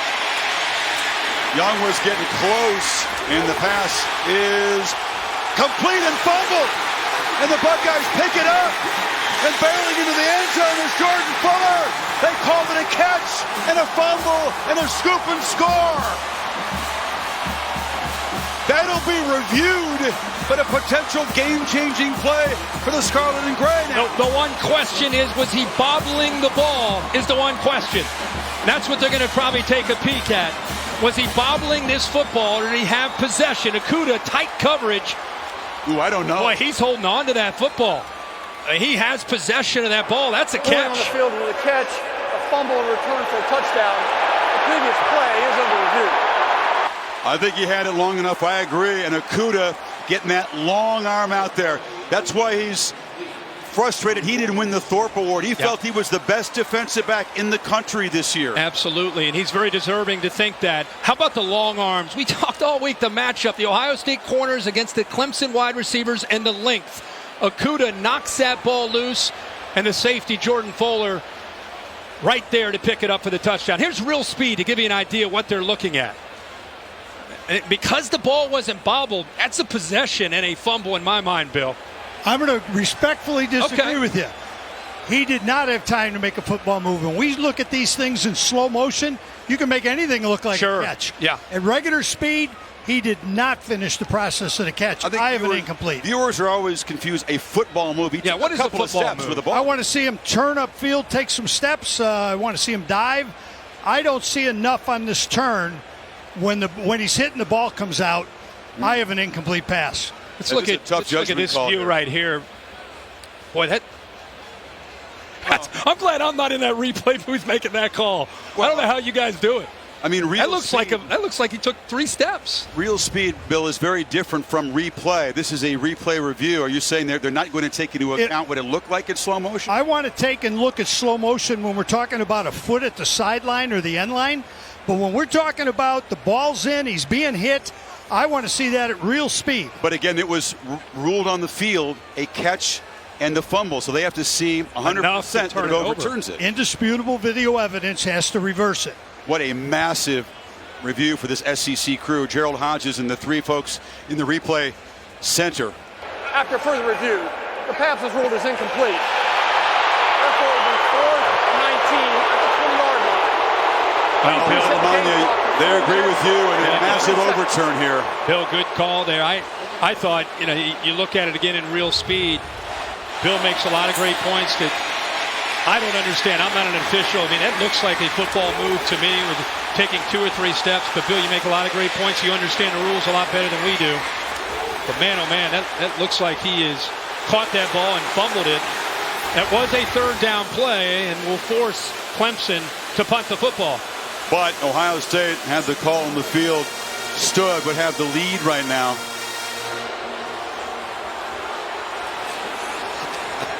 I bet you they don't come after this punt. They rough Spires the last time. They peel back, and Wilson will have a go. No fair catch. And dances around a short return to the 46.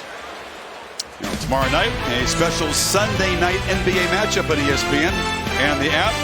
As LeBron and the Lakers host the Dallas Mavericks. Coverage begins at 9 o'clock Eastern Time with NBA Countdown.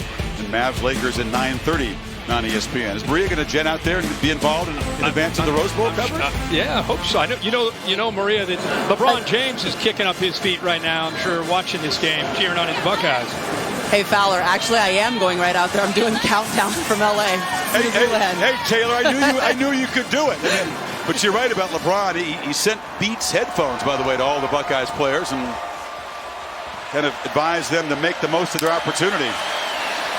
It's a run all the way, and Fields will fall forward for about 3. More I watched the adjustments we talked about at halftime. Boy, a couple of Clemson players go down. Skalski and the 2 inside linebackers. Chad Smith is down as well. Fields was slow to get up, readjusting that brace. We've seen limited effectiveness with him as a runner tonight. Yeah. He's been more effective throwing the football. But I tell you that you can see the physical nature of this game. What these teams are pouring into this thing, which is everything they've got and then some. And we had guys on both sides go down, try to come back, gritting their teeth big time. And then you see Justin Fields stretching. I think he got cramps, probably trying to stretch the calves out. We're seeing a lot of players are dealing with a lot of things, not just the physicality. Just, we saw Kuda go down with some cramping. Now you see Justin Fields. Skalski's dealing with some stuff. Smith got up and walked off okay. Well, what I started to say was about Venables. We talk about halftime adjustments. What he has done is he's been able to crank up pressure more, attacking the run game, whether it's Dobbins or Fields, leaving corners on islands. Ohio State's going to have to throw the ball. Comes Skalski in. You left to your screen, you see Skalski rolled up right into his partner, yeah. And so Jake Venables, Brent's son, freshman linebacker, is in the game. And Fields steps up, downfield shot, loop ball, and Olave could not fight back through Darian Kendrick. Ohio State fans not getting the flag they've called for there. Yeah, that's what I was just saying. You have to be able to attack downfield. If they're going to play that kind of defense where they're loading up, receivers got to win, you got to get the ball downfield. That's a great matchup with the speed of Kendrick. And, of course, Olave, who's a big playmaker for the Ohio State offense. Kendrick's body in between Olave and the football and unable to cut back to the ball. Not explosive plays in the pass game for Ohio State. The longest play is 24 yards. And now, after failing on their last 5 third downs, they need 8 here. Where's the pressure coming from? It's picked up, and Fields delivers. Intercepted. Simmons dancing down the sidelines, made the key pick, the first turnover of the game. The All-American Butkus Award winner. This is what makes Isaiah Simmons so good, is his range. He plays so many different positions. He's sitting way back here, and eventually he's able to get back into coverage. You'll see the corner blitz come from over here, which is picked up. But watch 11 go to the middle, work his way, follow the quarterback's eyes, and then use that speed, closing speed, to make the interception for the Clemson defense. Eyes it, sees it, feels it, steps in front for the pick. And Simmons, who was the 451st ranked recruit when he came out of Kansas, recruited personally by Brett Venables, has been making plays like that all year for the Tigers defense. Just the second pick of the season for Fields, and it sets up Clemson, and now Joseph Ngata makes the catch, takes a hit, but moves the sticks. It's an idea of the depth that they have. They brought in Ngata this year as a true freshman out of California, along with Frank Latson, another freshman. Very similar builds to T. Higgins and Justin Ross. He's 6'3", comes up with a great catch using just his hands. And suddenly it's the Ohio State defense that feels like it's on the ropes right now. Clemson spent most of the first half in that position. Tigers trying to stretch the lead here. And Lawrence keeping all the way. Makes a little inside move and then gets the corner and runs away from Harrison and scoots for a nice gain into Buckeye territory. That time they took advantage of Chase Young's aggressive nature to try to rush the quarterback. He tries to get upfield and close, and nobody blocks him. Eventually, Suravinka does, but by then, Trevor Lawrence was able to just get outside of Chase Young, who lost contain there. And Lawrence, who had the big 67-yard touchdown run, is approaching 100 yards on the ground tonight, 86. They fake it to Dixon. They flip it short. Higgins in traffic is hit immediately and dropped for a loss after the catch by Harrison. Surprised they went back into the boundary where there's just not a lot of real estate, not a lot of room to run for the receiver. They create that stack look to free up the second receiver who's on the back side of the front receiver to try to get him freed up to make a play, but just nowhere for Higgins to go with great speed in pursuit there by the Buckeye defense. What's the call here now, Kirk? 3rd and 6 for the Tigers offense. Again, you got to rely on the quarterback because he can run it. Give him a play where he's got the threat to make a read and make the throw, or pull it down and take off and go. Dabo Swinney wants to call a timeout. Had 3 receivers bunched to the right, but the play clock was winding down, and Dabo sensing the importance of this 3rd down. Again, they've got the Ohio State defense sort of on their heels, and Clemson chance to stretch the lead. 21 unanswered points here, and you just had a feeling that the red zone opportunities where the Tigers defense stepped up, forced field goals was going to be a huge role, and then of course penalties have played a massive role for Ohio State. You get to this point in the season, and it's a big-time playoff game with so much at stake. You look at the two teams on paper. Everybody all week, what do you think? What's going to happen? This is kind of what you thought. Ebb and flow, momentum changes both sides. Who at the end of the day is going to be able to capture and take advantage and capitalize on most of their opportunities? Right now, Clemson's starting to have that momentum. It's a long way from being over. It's turnovers are out there. Field position, which quarterback can make a play, which receiver can get separation. Big plays are ultimately going to decide the outcome of the game. Very different semifinal from the first one in Atlanta when LSU basically knocked out Oklahoma in the first quarter. Joe Burrow throwing for 7 touchdowns, all in the first half, running for 1. This one very much up for grabs. 10 defenders up tight within 5 yards of the line of scrimmage, just one safety back deep. And they bring pressure, they get him. Baron Browning from the linebacker position, and the Buckeye defense makes a crucial stop. Well, they move Chase Young to the inside and bring Baron Browning. Chase Young is here. Baron Browning, the linebacker, here on 3rd down, and they can't double team Chase Young. It's one-on-one with Baron Browning. He's able to get there. Chase Young as well, and a good call there by Jeff Hafley, moving Chase Young around. Hafley said the faster the game, the bigger the role for Baron Browning. It's a fast-moving game right now, and number 5 makes a huge play. 3rd sack for the Ohio State defense, adding to their impressive total. Wilson waiting the punt as Spires rolls out and kicks it rugby style. And it's a dangerous play. The freshman fielding it on the hop up near his head. Knocked out of bounds at the 15-yard line.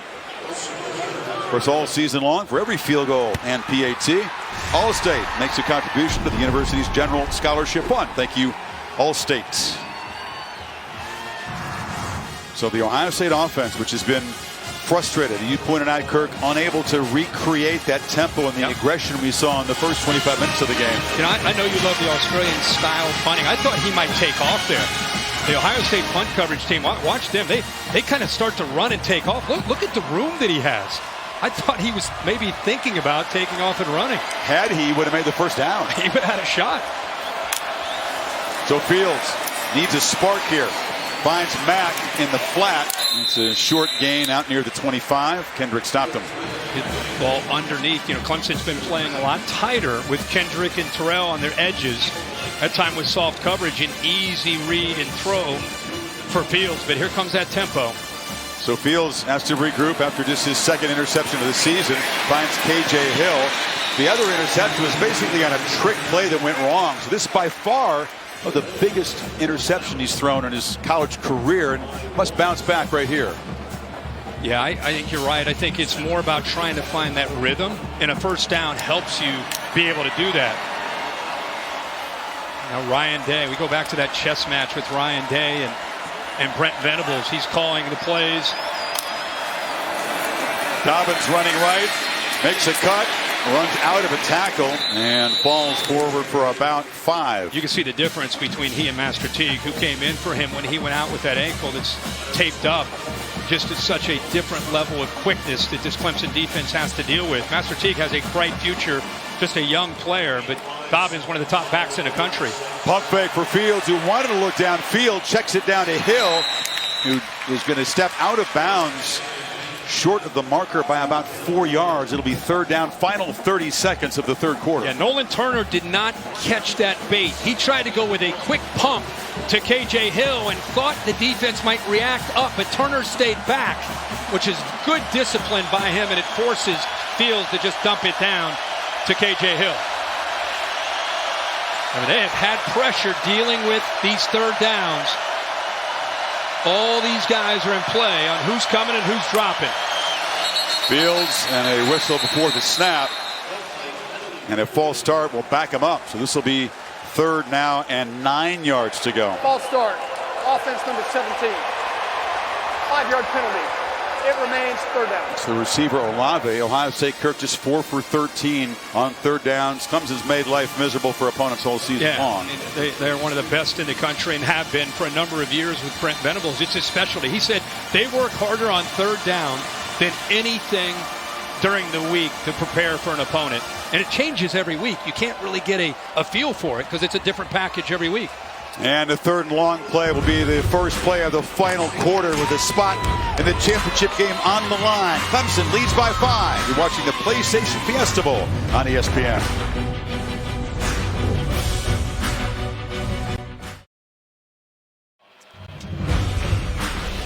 Terrific battle set for the final quarter. College football playoff semifinal number 2 at the PlayStation Fiesta Bowl. 16 straight for Ohio State, 21 in a row for Clemson, including the only points in the third quarter. And Dabo Swinney's team hoping to get the football back if they can stop Ohio State on this 3rd and 9. And Josh Myers, the center for Ohio State. You can see him pointing right now. He and Justin Fields trying to get on the same page on these third downs. He's ultimately affecting the protection, which way to slide, who they try to account for. It's very challenging when Clemson shows blitz one way. Sometimes they come, sometimes they drop and come from the other direction. We sat down with him the other day and he said, man, it's like preparing for a final because there's just so much to prepare for. If they disagree, the quarterback gets his say of the correct protection, by the way. They're showing blitz right up the A-gap. Right here, Simmons on one side there. Instead they peel back and Fields has time and surveys and dumps it down to Dobbins, who makes the catch and scoots for a first down out near midfield. You know, a great job by the offensive line not being fooled. Simmons drops out of there. Muse does as well. His eyes affect Muse right here. That makes Muse work to the middle, and then late he comes to the outside. But by looking into the middle of that defense, Tanner Muse reacted to that, opened up that left boundary for the check down there to J.K. Dobbins for the first. Spotted out at the 43. Finally, they convert on third down. There's been a drought.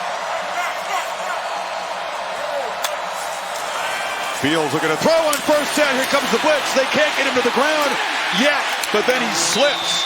Instant pressure. Skalski came flying in there. Fields had just a second to regroup, but couldn't get away from Spector and Foster. Yeah, they do a good job of bringing Skalski. Dobbins is trying to find out where to chip, where to help out. And right there, I thought Fields might just take off and go, but the hesitation allows the rest of that defense to be able to corral him. Nice job by Dobbins there. Now Fields got to get out of there. This defense is too fast to wait. You either got to get rid of the ball or take off and go. You say take off or just throw it out of bounds. Instead, it's a 5-yard loss. And they come after him again. From the pocket, trying to escape, looking to launch, fires sideline. Nice hands catch made by Victor right at the marker. That's why you do all those drills as a wide receiver. That's what separates great receivers and veteran receivers is ability to use your hands. And with his length, he's able to make that catch. After the first down, they're playing with Temple. Long throw to Mack, who cuts back, takes his shot, and knocked down for 9. They're trying to get that aggressive tempo going. Trying to go tempo, and you know what? Venables is not pulling back from his pressure. Blitzed again that time, so it's kind of tempo against tempo. But you notice Ohio State starting to gain some momentum here in the way they're attacking. 2nd and 1. It's Dobbins, who cuts it back and plows for a first down inside the 35. Just for people that understand that when you go tempo like that, not only is it hard to get lined up, you have to communicate the call and make sure everybody is on the same page defensively. And because you're thinking so much, you lose a little bit of that speed and a little bit of that downhill play. On first down, they dump it down to Dobbins. Dobbins against Simmons, who's just able to force him out. That's great athlete versus great athlete. They pick up 7. And Skalski actually has J.K. Dobbins, but because of the way they're blitzing those two inside linebackers, nobody there to pick up J.K. Dobbins, who leaks out of the backfield. We've seen that a couple times now where he's been on this drive, been able to work out of the backfield, and Fields, nobody open downfield, so he's checked down to an open running back. Buckeyes made subs that allows Clemson to do the same, so both teams kind of taking a breather here as Dobbins limps again. Boy, he's leaving it out on the field tonight. Teague in the game on 2nd and 4. Fake run, looking to throw. No one was open. The Tigers were not fighting. So 3rd down coming up. Yeah, you might be thinking, what the heck is he doing there? He's just trying to sink and show that he is running, trying to get the safeties and the linebackers to bite on that. But Chris, you're right. They sat back, weren't biting that at all. Nobody open. He just throws it away, which is a smart call there. Now they got a shot here on 3rd down and 4. Now Dobbins back in the game. Not much rest, right? Limping over there. You got to come back in on a big down. Instead of digging deep on both sides. And it's Dobbins trying to push forward on that Gippy angle. Did not get there. Foster has played a whale of a game, the backup defensive end. And it's 4th down and a long yard. And that's one that Justin Fields would probably love to pull on its own read. The end collapsed down. If he pulled that, he walks for a 1st down. Day not hesitating. And on 4th down, Fields again tries to bait the defense. Throws end zone. Touchdown, Olave! And OSU reclaims the lead. Well, they got a matchup that they wanted in a gutsy play call by Ryan Day. Nolan Turner, who's a great safety, but he's matched up one-on-one against Ohio State, maybe their best route runner, and Chris Olave. It's a mismatch. You can see he gets that separation, and a good throw by Fields as he leads him into the end zone. But well-designed play to get Olave matched up against Nolan Turner. Breaks the 21-point run by Clemson, so a hasty decision there to go for it on 4th down. You tell me Day can spot that mismatch right there and make that call that quick? Wow. Incredible. I think he saw from earlier formations that he might be able to get this matchup and didn't. You notice they didn't hesitate. That was not a look over. They went quickly, and Ryan Day knew exactly what he wanted. He knows he's got a chance. They give him time to make the throw. He does. The Buckeyes take the lead.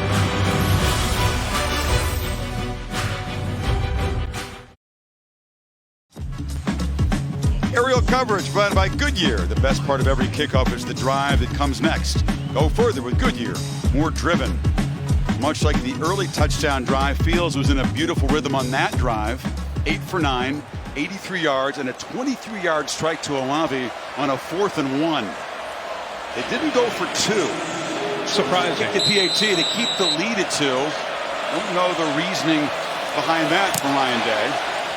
And the kickoff is hammered out of the back of the end zone. Another look at the touchdown. I go back to Justin Fields, 4th and 1. Everybody's thinking run. Clemson has 9 guys up here close to the line of scrimmage. But watch the eyes of Justin Fields. He sees the matchup right now. He moves the tight end over Ruckert. Now he knows he's got a matchup with Olave. Patient. It's just a one-on-one matchup. Backyard football. Make the throw. There's no safeties there. You got a safety on an island with everybody anticipating a run on 4th and 1, and a great throw, great execution. Saying he's got ice water in the veins. The sophomore, now Lawrence again. Again, the first time in his career tonight he's had to take snaps as a quarterback behind in the second half. And again, he takes off. Almost another huge play. Finally, Fuller able to corral him, but it's a 1st down across the 40. You know, a lot of people probably watching saying, why aren't they running ETN more? It's because you get numbers. It's an advantage. ETN becomes a blocker, and if Ohio State doesn't bring people down inside the box to defend quarterback run, he has room, and he's a capable runner, as you've seen tonight. 14 rushes at 94 yards. Maybe better than capable. Here he is. Did you think that Lawrence would have more than double the rushing yards compared to Travis Etienne into the 4th quarter of this game? I thought he'd run it about 15 times tonight, but I didn't think he'd have more than Etienne. He takes another hit here. But again, he's showing the toughness to be able to handle that. That time it's Warner who hits him. He gets right back up. Well, keep in mind, man, he's 6'6". He's 220 pounds. It's hitting a tight end. Added about 15 pounds of muscle, much stronger this year to take hits like that. Look at it throw, fires across the middle. Okudah broke it out. got that left arm in front of Higgins, and Young knocked down the quarterback that time. Yeah, Young finally gets there, forces the ball out a little bit earlier maybe, but this the matchup. Okudah and those long arms against T. Higgins, gets away with a little hold there, but is able to knock that ball away. I was talking to Bill Lamont. You can grab a jersey as a defender as long as you don't really tug or impede him from running and jumping. That felt like borderline there. And now it sets up 3rd and 9. Chase Young way out here. They bring late pressure, completion to Ross, but they swarm him. He stopped way short of the first down by Josh Proctor, and now it's 4th down. Jeff Hafley rally to the football, leverage the ball, keep everything in front, and make a tackle. There's Ross again, man, who's had a rough night dealing with injuries. Down for the 3rd time. They brought the same blitz that Shaun Wade blitzed and got to him and got thrown out for a targeting call. This time it just makes him get the ball out quick. And you can see all those scarlet jerseys rallying to the ball. Yeah, 3 Buckeyes getting Ross to the ground is kind of bent in half. It was a neck, it was a shoulder earlier tonight. All kind of dudes paying the price. John Simpson, the guard, limping around as Ross makes his way to the sideline. Yeah, I can't remember a playoff game that had this many players deep into the game that are dealing with a variety of injuries and fighting through them. It tells you what's at stake here and what these guys are fighting for. So Lawrence unable to produce on that drive, and now Ohio State will get the football back. Wilson way back at his 14-yard line. You'd expect a less aggressive approach after that critical roughing the punter penalty prolonged the drive that ended up in a Clemson touchdown. They don't come after it this time, and Spires rolls and kicks his rugby punt line drive, so they've used that a couple of times now. Very effective. It's going to roll dead way down at the 11-yard line. 10 minutes to play in Glendale. Buckeyes up by 2.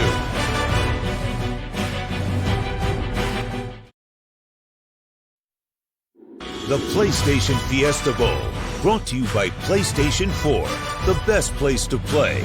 The Nachos Party Pack from Taco Bell.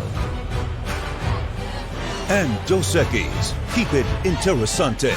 Please enjoy Dos Equis responsibly. Well, New Orleans is going to be the place to be, of course.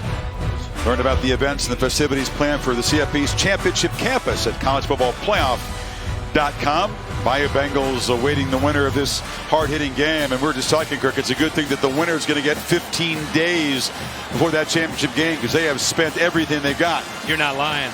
You put 2 teams that are very aggressive, very confident in who they are and their brand, and they collide. You're going to get this kind of game, a competitive game and a hard-hitting game. Now Ohio State just trying to avoid a mistake, work on the clock, add the lead if they can. But you wonder whether the aggressive approach will continue. They roll, they try to find the tight end that overshot Ruckert. Yeah, Austin Mack got tackled that time by a Clemson defender. Looked like Kayvon Wallace as he was running his route. There's 2 flags that went right at that contact by Wallace. Holding against an eligible receiver, number 12, the defense. 10-yard penalty for previous spot. Includes an automatic first down. On the inside here, he's trying to run a route, and Wallace kind of wraps him up, brings him down. You see the official at the top of the screen, grabs his flag right there. Gives the Buckeyes some breathing room. First down now at the 21.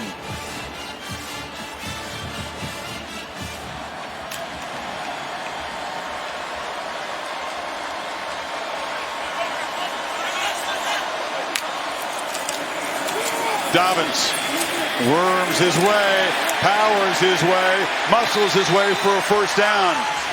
If they can continue to run up the middle, that would make Ryan Day very happy in this situation. You go back to your strength, the interior. Great push by that offensive line that time. Good hard running by J.K. Dobbins, especially considering he's dealing with that left ankle.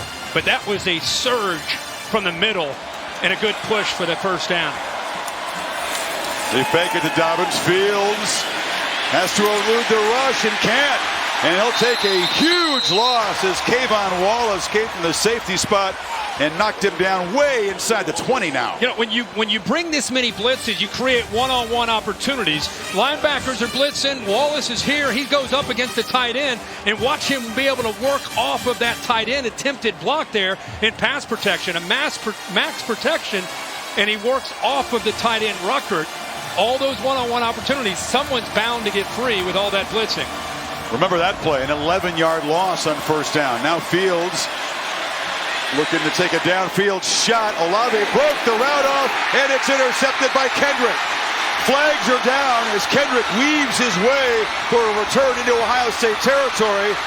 Still running, and now steps out at the 31. Now we'll check the flag on the far side of the field. He grabbed a hold of you can see Ryan Davis right in front of the Ohio State bench. He grabbed a hold of Olave. That's what made Olave quit on the route.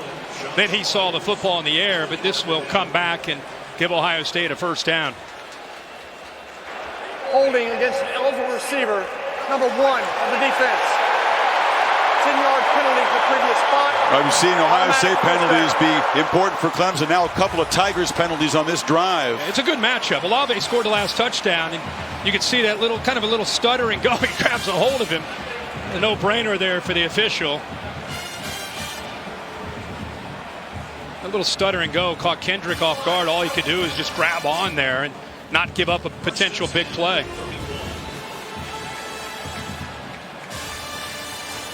Ball moved to the 31.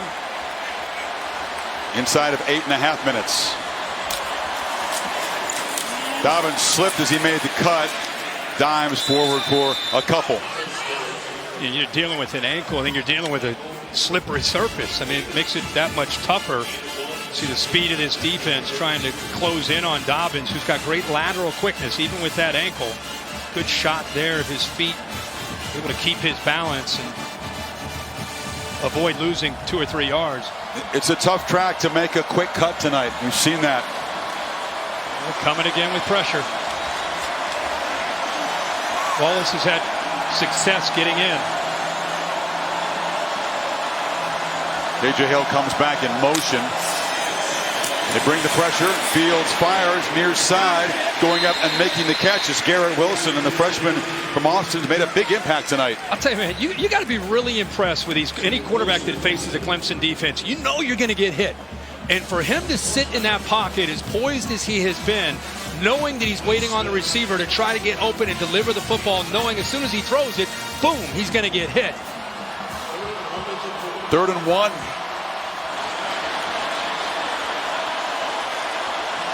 And trying to sneak it is Fields. They're going to spot him right near the 41.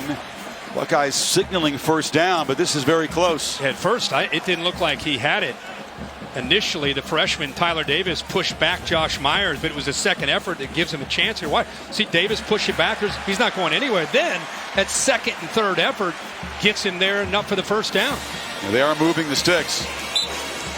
Fields, an incredibly strong lower body. It's hard to appreciate on TV, but I promise you. You're right about that. Notice that tempo that's been successful for them so much tonight is put on the shelf. Now it's more about working that clock with that 2-point lead. Already 2 penalty has created first downs. The Buckeyes have been able to move it 30 yards so far, take almost 3 minutes off the clock. Dobbins cuts back into the middle, and he's dropped by Tanner Muse for a gain of 2. A great career Tanner Muse has had. I know Clemson fans love watching him play. Number 19, 6'2", 230 pounds, really plays downhill as a safety, almost at times like a linebacker in run support. Had some picks early this season, actually leads the team with 4 interceptions, all ACC safety. But late in a game like this, with Ohio State's run the ball, he and Isaiah Simmons both there in the middle will be coming downhill quite a bit.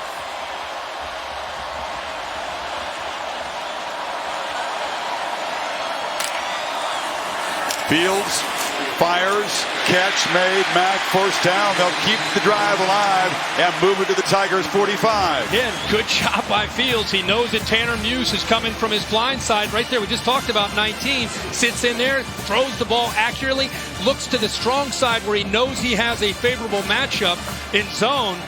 And Austin Mack continues to have a big night for the Ohio State passing game. These quarterbacks, both from the state of Georgia, 20 miles apart, both tremendous regular seasons. All the attributes, the physical skill set means very little without toughness. And both Lawrence and Fields have shown some tremendous physical and mental toughness tonight. First down. Dobbins cuts it back. Dobbins just tripped up by Simmons, who saved a huge gain. Yeah, it was one-on-one with Tanner Muse and J.K. Dobbins. If Isaiah Simmons' shoestring tackle doesn't come through for Clemson, the cutback right here, the vision gets back, and then right there, Isaiah Simmons. Otherwise, Tanner Muse right there is the only defender left between Dobbins and that goal line. It was screened off somewhat by an official there, too. So the long arms of Simmons, a crucial tackle. Still a 6-yard gain on first down, though. Buckeyes can snap it this time about the 5-minute mark.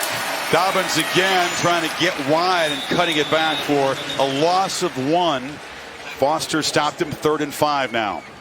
A nice job of slanting that same direction that Dobbins was going. Just nowhere for Dobbins to try to find that crease and make that cutback. Here we go again with a big 3rd down. Oh, yeah. If the Buckeyes can't make 5 of the decision to make, perhaps give the football back to Trevor Lawrence with a chance to win the game in the closing minutes. Ryan Day and Justin Fields have been aggressive. They found matchups. Fields, bubble screen. Mack makes the catch, will not make the yardage. Chad Smith knocked him down. And it's 4th down, ball just inside the Clemson 40. And you go back to whether or not they should have gone for 2 to try to get it to a 3-point lead. They're sitting on a 2-point lead. Affects the strategy of what you're doing on both sides of the game. A field goal, if Clemson were able to get the ball, obviously would win the game instead of potentially tying it. Drew Chrisman, tremendous punter. Punting is not a big part of the Ohio State season. They've been so effective scoring. And now, is it going to be a fake? He runs up like he's going to take the snap under center. Remember the pass that he threw against Wisconsin? And just trying to bait the Tigers into jumping offside here. That was exciting for a second. It was. He sold it with the aggressive approach there for sure. He came charging up under center, but Clemson was not going to buy it. You jump offside there, Ohio State would have had a first down and a chance to chew on more clock. As it is, he'll take the 5, back it up, and now Crispin will try to pin Lawrence back deep. You saw Dabo Sweeney talking to the official. I think it had everything to do with him giving that hard count. Quarterbacks cannot give that hard count. Crispin was given that hard head count, trying to draw the defense off. Empty possession for Ohio State with an asterisk because they took more than 6.5 minutes off the clock by moving the ball 45 yards. Those 2 defensive holding penalties on Clemson were important as well. And let's see if Crispin can execute perfectly again and give the Tigers a very long field to try to drive for a potential go-ahead field goal. Kick very high with backspin. The coverage team trots down there, and it actually bounced off a Clemson Tiger. It hit Kendrick. He was fortunate to maintain control. Wow. From the 6, T-Law takes over.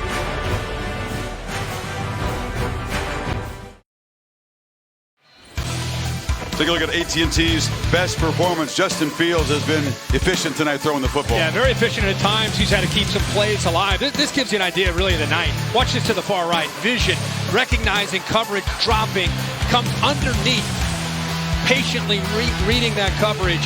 This is, of course, recognizing it on 4th and 2. Gets a one-on-one matchup. Then Olave wins against Nolan Turner for the go-ahead touchdown. And now how great is this? Tigers take over. Trevor Lawrence, who hasn't lost a game as a quarterback since he was in high school 25 months ago. Clemson with a 28-game winning streak on the line, but just needing a field goal to take the lead. And it's Ross on a slant, and he muscles for a first down across the 15. Yeah, that play has not been there because of Okudah making great plays against Ross, and at times T. Higgins. His long arms, he's been able to reach around and knock those balls away. That time, a quick throw did not allow Okudah time to jump that. Tight coverage from Ohio State. Lawrence again takes off. Takes a shot. Makes another first down. When he gets going downhill at 6'6", 220, he is a handful. He's delivering the blow to the oncoming tackler, the safety, that time Josh Proctor, who is a big hitter for Ohio State, 41. Team that's been so dominant. They've delivered first and second round knockouts under serious duress. They fake it to Etienne. Lawrence steps up and delivers a strike across the middle. And it's Amari Rogers who's still running. And he's down inside the 35. Waited all night to make a big play. Chris, really interesting here to watch the quarterback work from his left and then patiently work through his progressions to his right. Watch his head. Eventually sees it's cover 3, sees his soft spot in the zone, and Rogers works his way into that soft spot between the linebacker and the safety. And because he had the time to throw, he's able to recognize his third option. Got 38 yards on his first catch tonight. They're already in fringe field goal range. And Lawrence, thought one, dumps it over the middle. Etienne in space. Etienne to the 10, Reeves, touchdown Tigers!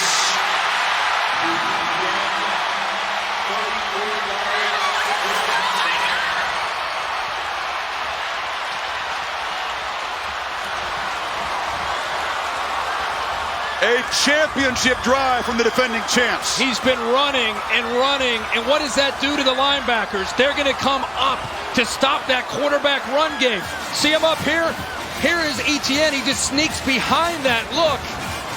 Well designed, and there's Etienne in the open field again, where he's so dangerous. And unlike Ryan Day, who did not go for 2, Dabo Swinney up 4.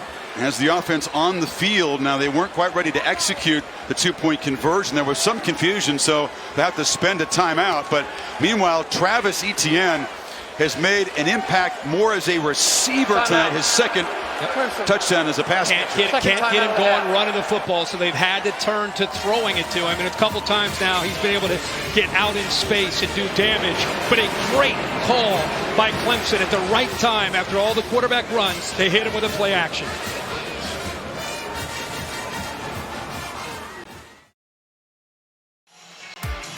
Goodyear providing aerial coverage, recognizing those who strive to rise above the rest. Goodyear, more driven. The Ford post-game show coming up, including the trophy presentation here at the PlayStation Fiesta Bowl.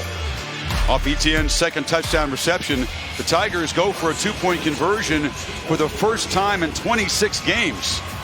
Not something they normally have to do, trying to build the lead to 6 inside of a minute 50. 94-yard touchdown drive on 4 plays. Empty backfield. Lawrence flushed, chased, fires to the end zone. Catch made by Higgins, and they convert the 2 and build the lead to 6. Once again, poise from Lawrence, who on the move found his favorite target. And you might be thinking, what's the point? You know, you kick the extra point, you go up 4, you end up kicking, or go up 5, you end up going with the 2-pointer, you go up by 6. And the thing that's important to understand is if Ohio State scores a touchdown, they still have to kick an extra point. So it's better to be up by 6. Good job of improvising, holding onto that ball, giving T. Higgins a chance to work away from Okudah. There's that matchup again, 5 against 1. This time Higgins wins that battle. It's a long way from over. We still have some time, and Ohio State with 2 timeouts. We saw Trevor Lawrence answer the call. Now Justin Fields, who's had a great year, gets his chance. And the 2 quarterbacks again who grew up 20 miles apart in Georgia. Lawrence, after a dominant season, tested, severely tested, and responding in that drive as a runner and a passer. And now Fields trying to stretch out those legs and put the Buckeyes in position to perhaps claim a victory and set themselves up for a championship game spot. And they'll have to begin from the 25-yard line, needing 75 yards. And here comes Justin Fields. Justin Fields and especially Ryan Day pride themselves on their 2-minute. I talked to Brent Venables and I said, when we talked to the players from Clemson, who wins when you go good against good in a 2-minute? And it sounds like the Clemson defense wins more than they lose when they go against their own offense, good against good. Now they face Justin Fields. So it's strength against strength with 1:49 to go. Dobbins to Fields' right. Pressure, backpedals, flips it to Dobbins, who's got a block. Dobbins tracked down to the 39. Again, the perfect call against the blitz. Yeah, they brought the blitz, brought the corner from that side. That is a perfect time to go to Dobbins. And that's a great answer to an aggressive defense. It's pinning their ears and bringing those backers.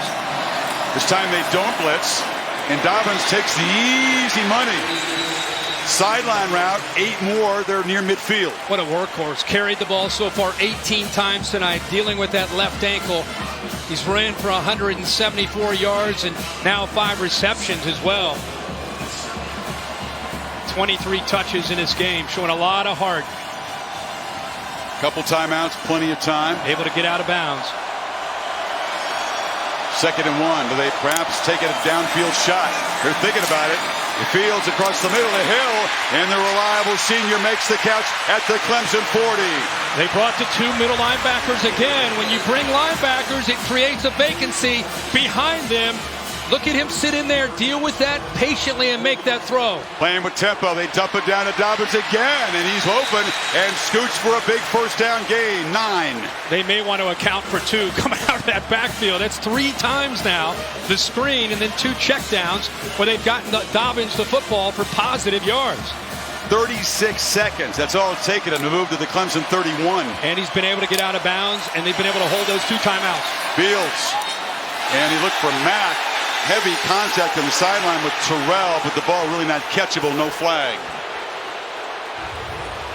Yeah, that's exactly what the official signaled, is uncatchable. Ball is underthrown. That were thrown in front of him with Terrell making that kind of contact. You might have seen a flag, but official giving the sign that it was an uncatchable ball, Chris, as you said. 3rd and 1. Fields still has it. They tackled Dobbins, who didn't have the football, and the quarterback dives for a first down. That's his read. He's reading Thomas, who ends up coming down, and he's able to pull around that. Boy, I think everybody in the stadium thought that J.K. Dobbins had the ball, but a great read by Fields. 54 seconds is Fields. Pump fakes. Can he escape? Yes. And he'll slide down with that brace. They began the slide at the 23, and that's where they'll spot the ball. And Ryan Day runs out to use one of his 2 timeouts, not picking up the first down. They've got to call that timeout with 43 seconds left. Man, Kirk, how great is what we're seeing tonight. All the ingredients were there. One team's won 28 in a row, dominated its conference. The other team won 19 in a row, all of them this season by double figures. Yeah. They've gone back and forth and tested each other mentally and physically. Dabo Swinney rallying the troops, talking with Brent Venables. How about the job of Fields just to keep this play alive? Nolan Turner gets off of J.K. Dobbins in pass protection, has his hands on him, but he pulls out of it. So instead of a 5 or 7 yard loss and a sack, shows that strength, Chris, you talked about it, picks up about 3 or 4 yards.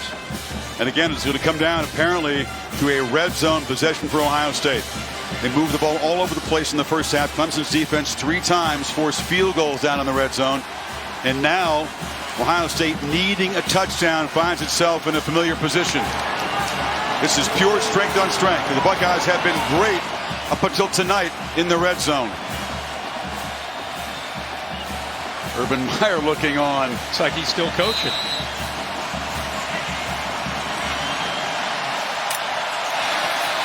Second down, Fields scans downfield, fires to the end zone. It's intercepted. Picked off by Nolan Turner. And the Tigers are not going to be dethroned tonight. They'll punch their ticket to New Orleans. Olave fell down. It was easy for Turner. I think Olave miscommunicated with Fields. He ended up coming off of his route because it took so long for Fields to eventually give him a chance to throw the football. He's going to come from the outside and work to the middle because it takes so long for Fields. Watch Olave right here. The ball is thrown out here. Olave puts his foot in the ground and comes back the other way, thinking that maybe the quarterback's going to scramble. So he aborted the route. Turner has his eyes on the football, and Olave beat Turner earlier for a touchdown, and this time Turner comes up with the answer in a game-winning interception. Fields in disbelief, and the man who threw one interception all season long has thrown 2 tonight. And Trevor Lawrence and the Tigers can take the field for victory formation. Ohio State can stop the clock only once.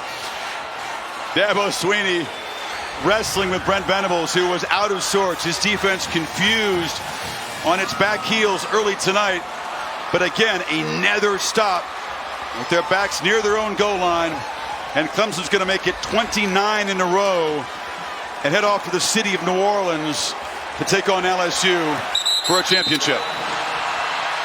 One of those games you almost feel like you hate to see either team lose. These teams left their heart on this field. They played great. Both teams dealt with adversity. Both teams dealt with momentum that was for them and against them. They just kept fighting to the end. And it comes down to one of the last plays of the game where Fields, as you said, one interception all year. He and Olave have had a big night. They had a touchdown earlier and just not quite on the same page, and Clemson wins. Truly tested tonight. Trevor Lawrence, a dominant front runner all season. A come-from-behind hero tonight. A 94-yard game-winning touchdown drive. Travis Etienne, frustrated for much of the night, makes his second electric play as a receiver. What a battle. These teams wanted a chance to prove themselves, and John Simpson, the left guard, overwhelmed with emotion, one of the captains of this team. This is what you play the game for. This is what you hope to be able to get on a stage for these kind of games. And boy, Fields and Dobbins played their hearts out. You love to see the great teams tested. How will they respond? Clemson answer tonight. Let's go down to Maria.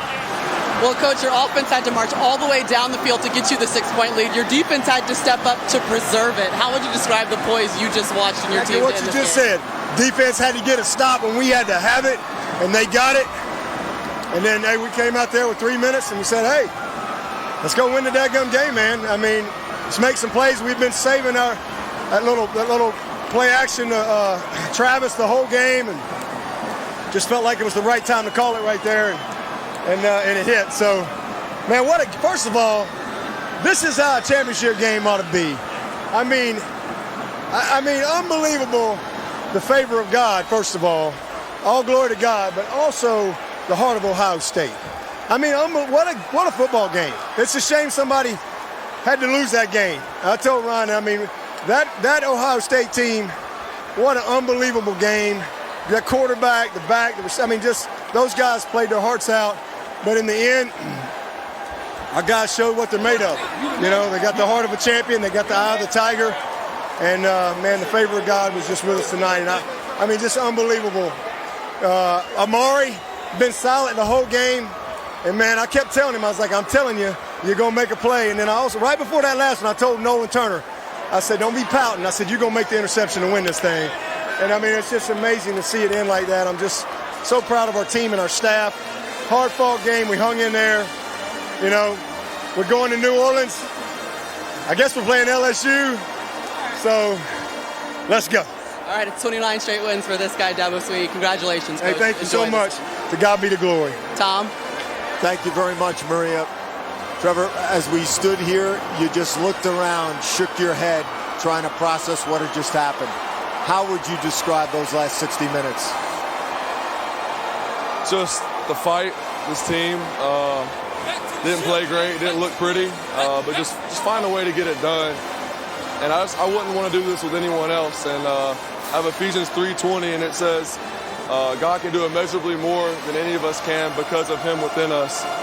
And that's just so true. I mean, all of us, me, what we did tonight, it ain't us. You know, it's about this program and who we are and just our brand.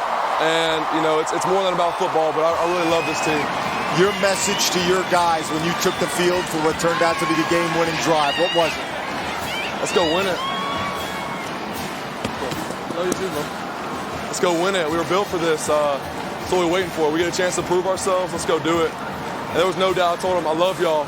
Let's lay it all out here right now. So that's all I said. And, I mean, just... Down 16-0. What was the turning point in this game?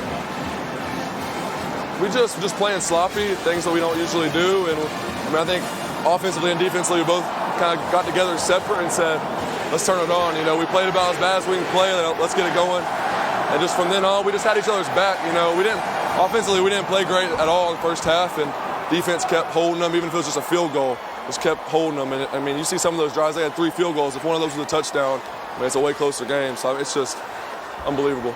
Finally, real quick thought. The narrative all season was Clemson hasn't been tested. How'd you pass this test? Shoot, we got tested. I think we passed. So we got one more left. Well done. Well done. Isaiah, you heard that last question about how this team was tested. What did it take for this defense to rise up? The main thing I would say is definitely just heart. Without heart, none of this would have been able to be possible. And it just shows the fight that our guys had. Nobody gave up. Nobody lost sight of what we wanted to do, even when we faced adversity, even though we haven't seen anything like that all year. So also just the leadership. The leadership helped out a lot, too, just with the young guys and just helping them get their minds right to be prepared to what we had in front of us. Go and celebrate with your guys. Congratulations, Isaiah. Sir, thank you. Another reminder that Lawrence, until tonight, had never taken a snap as starting quarterback with his team behind. The 94-yard touchdown drive delivers another shot at a title. It'll be the tussle of the Tigers, and Clemson's going to take the field in New Orleans. 741 days since their last loss with a 29-game streak. Sign me up for that one. Clemson and LSU. Yeah, that'll be a great game. But I don't think we've been talking about it here. I don't think we could have asked for much more from these two teams. They played great. Both of them got into some uncomfortable areas and showed a lot of fight to be able to get back eventually in a position to win the game. And even Ohio State, you know, they weren't out of it really until that final interception. A lot more post-game coverage, reaction here in Glendale. We'll talk about the Tigers versus the Tigers in NOLA. The post-game show is coming up, but let's go to Scott Van Pelt in our studio. Scott?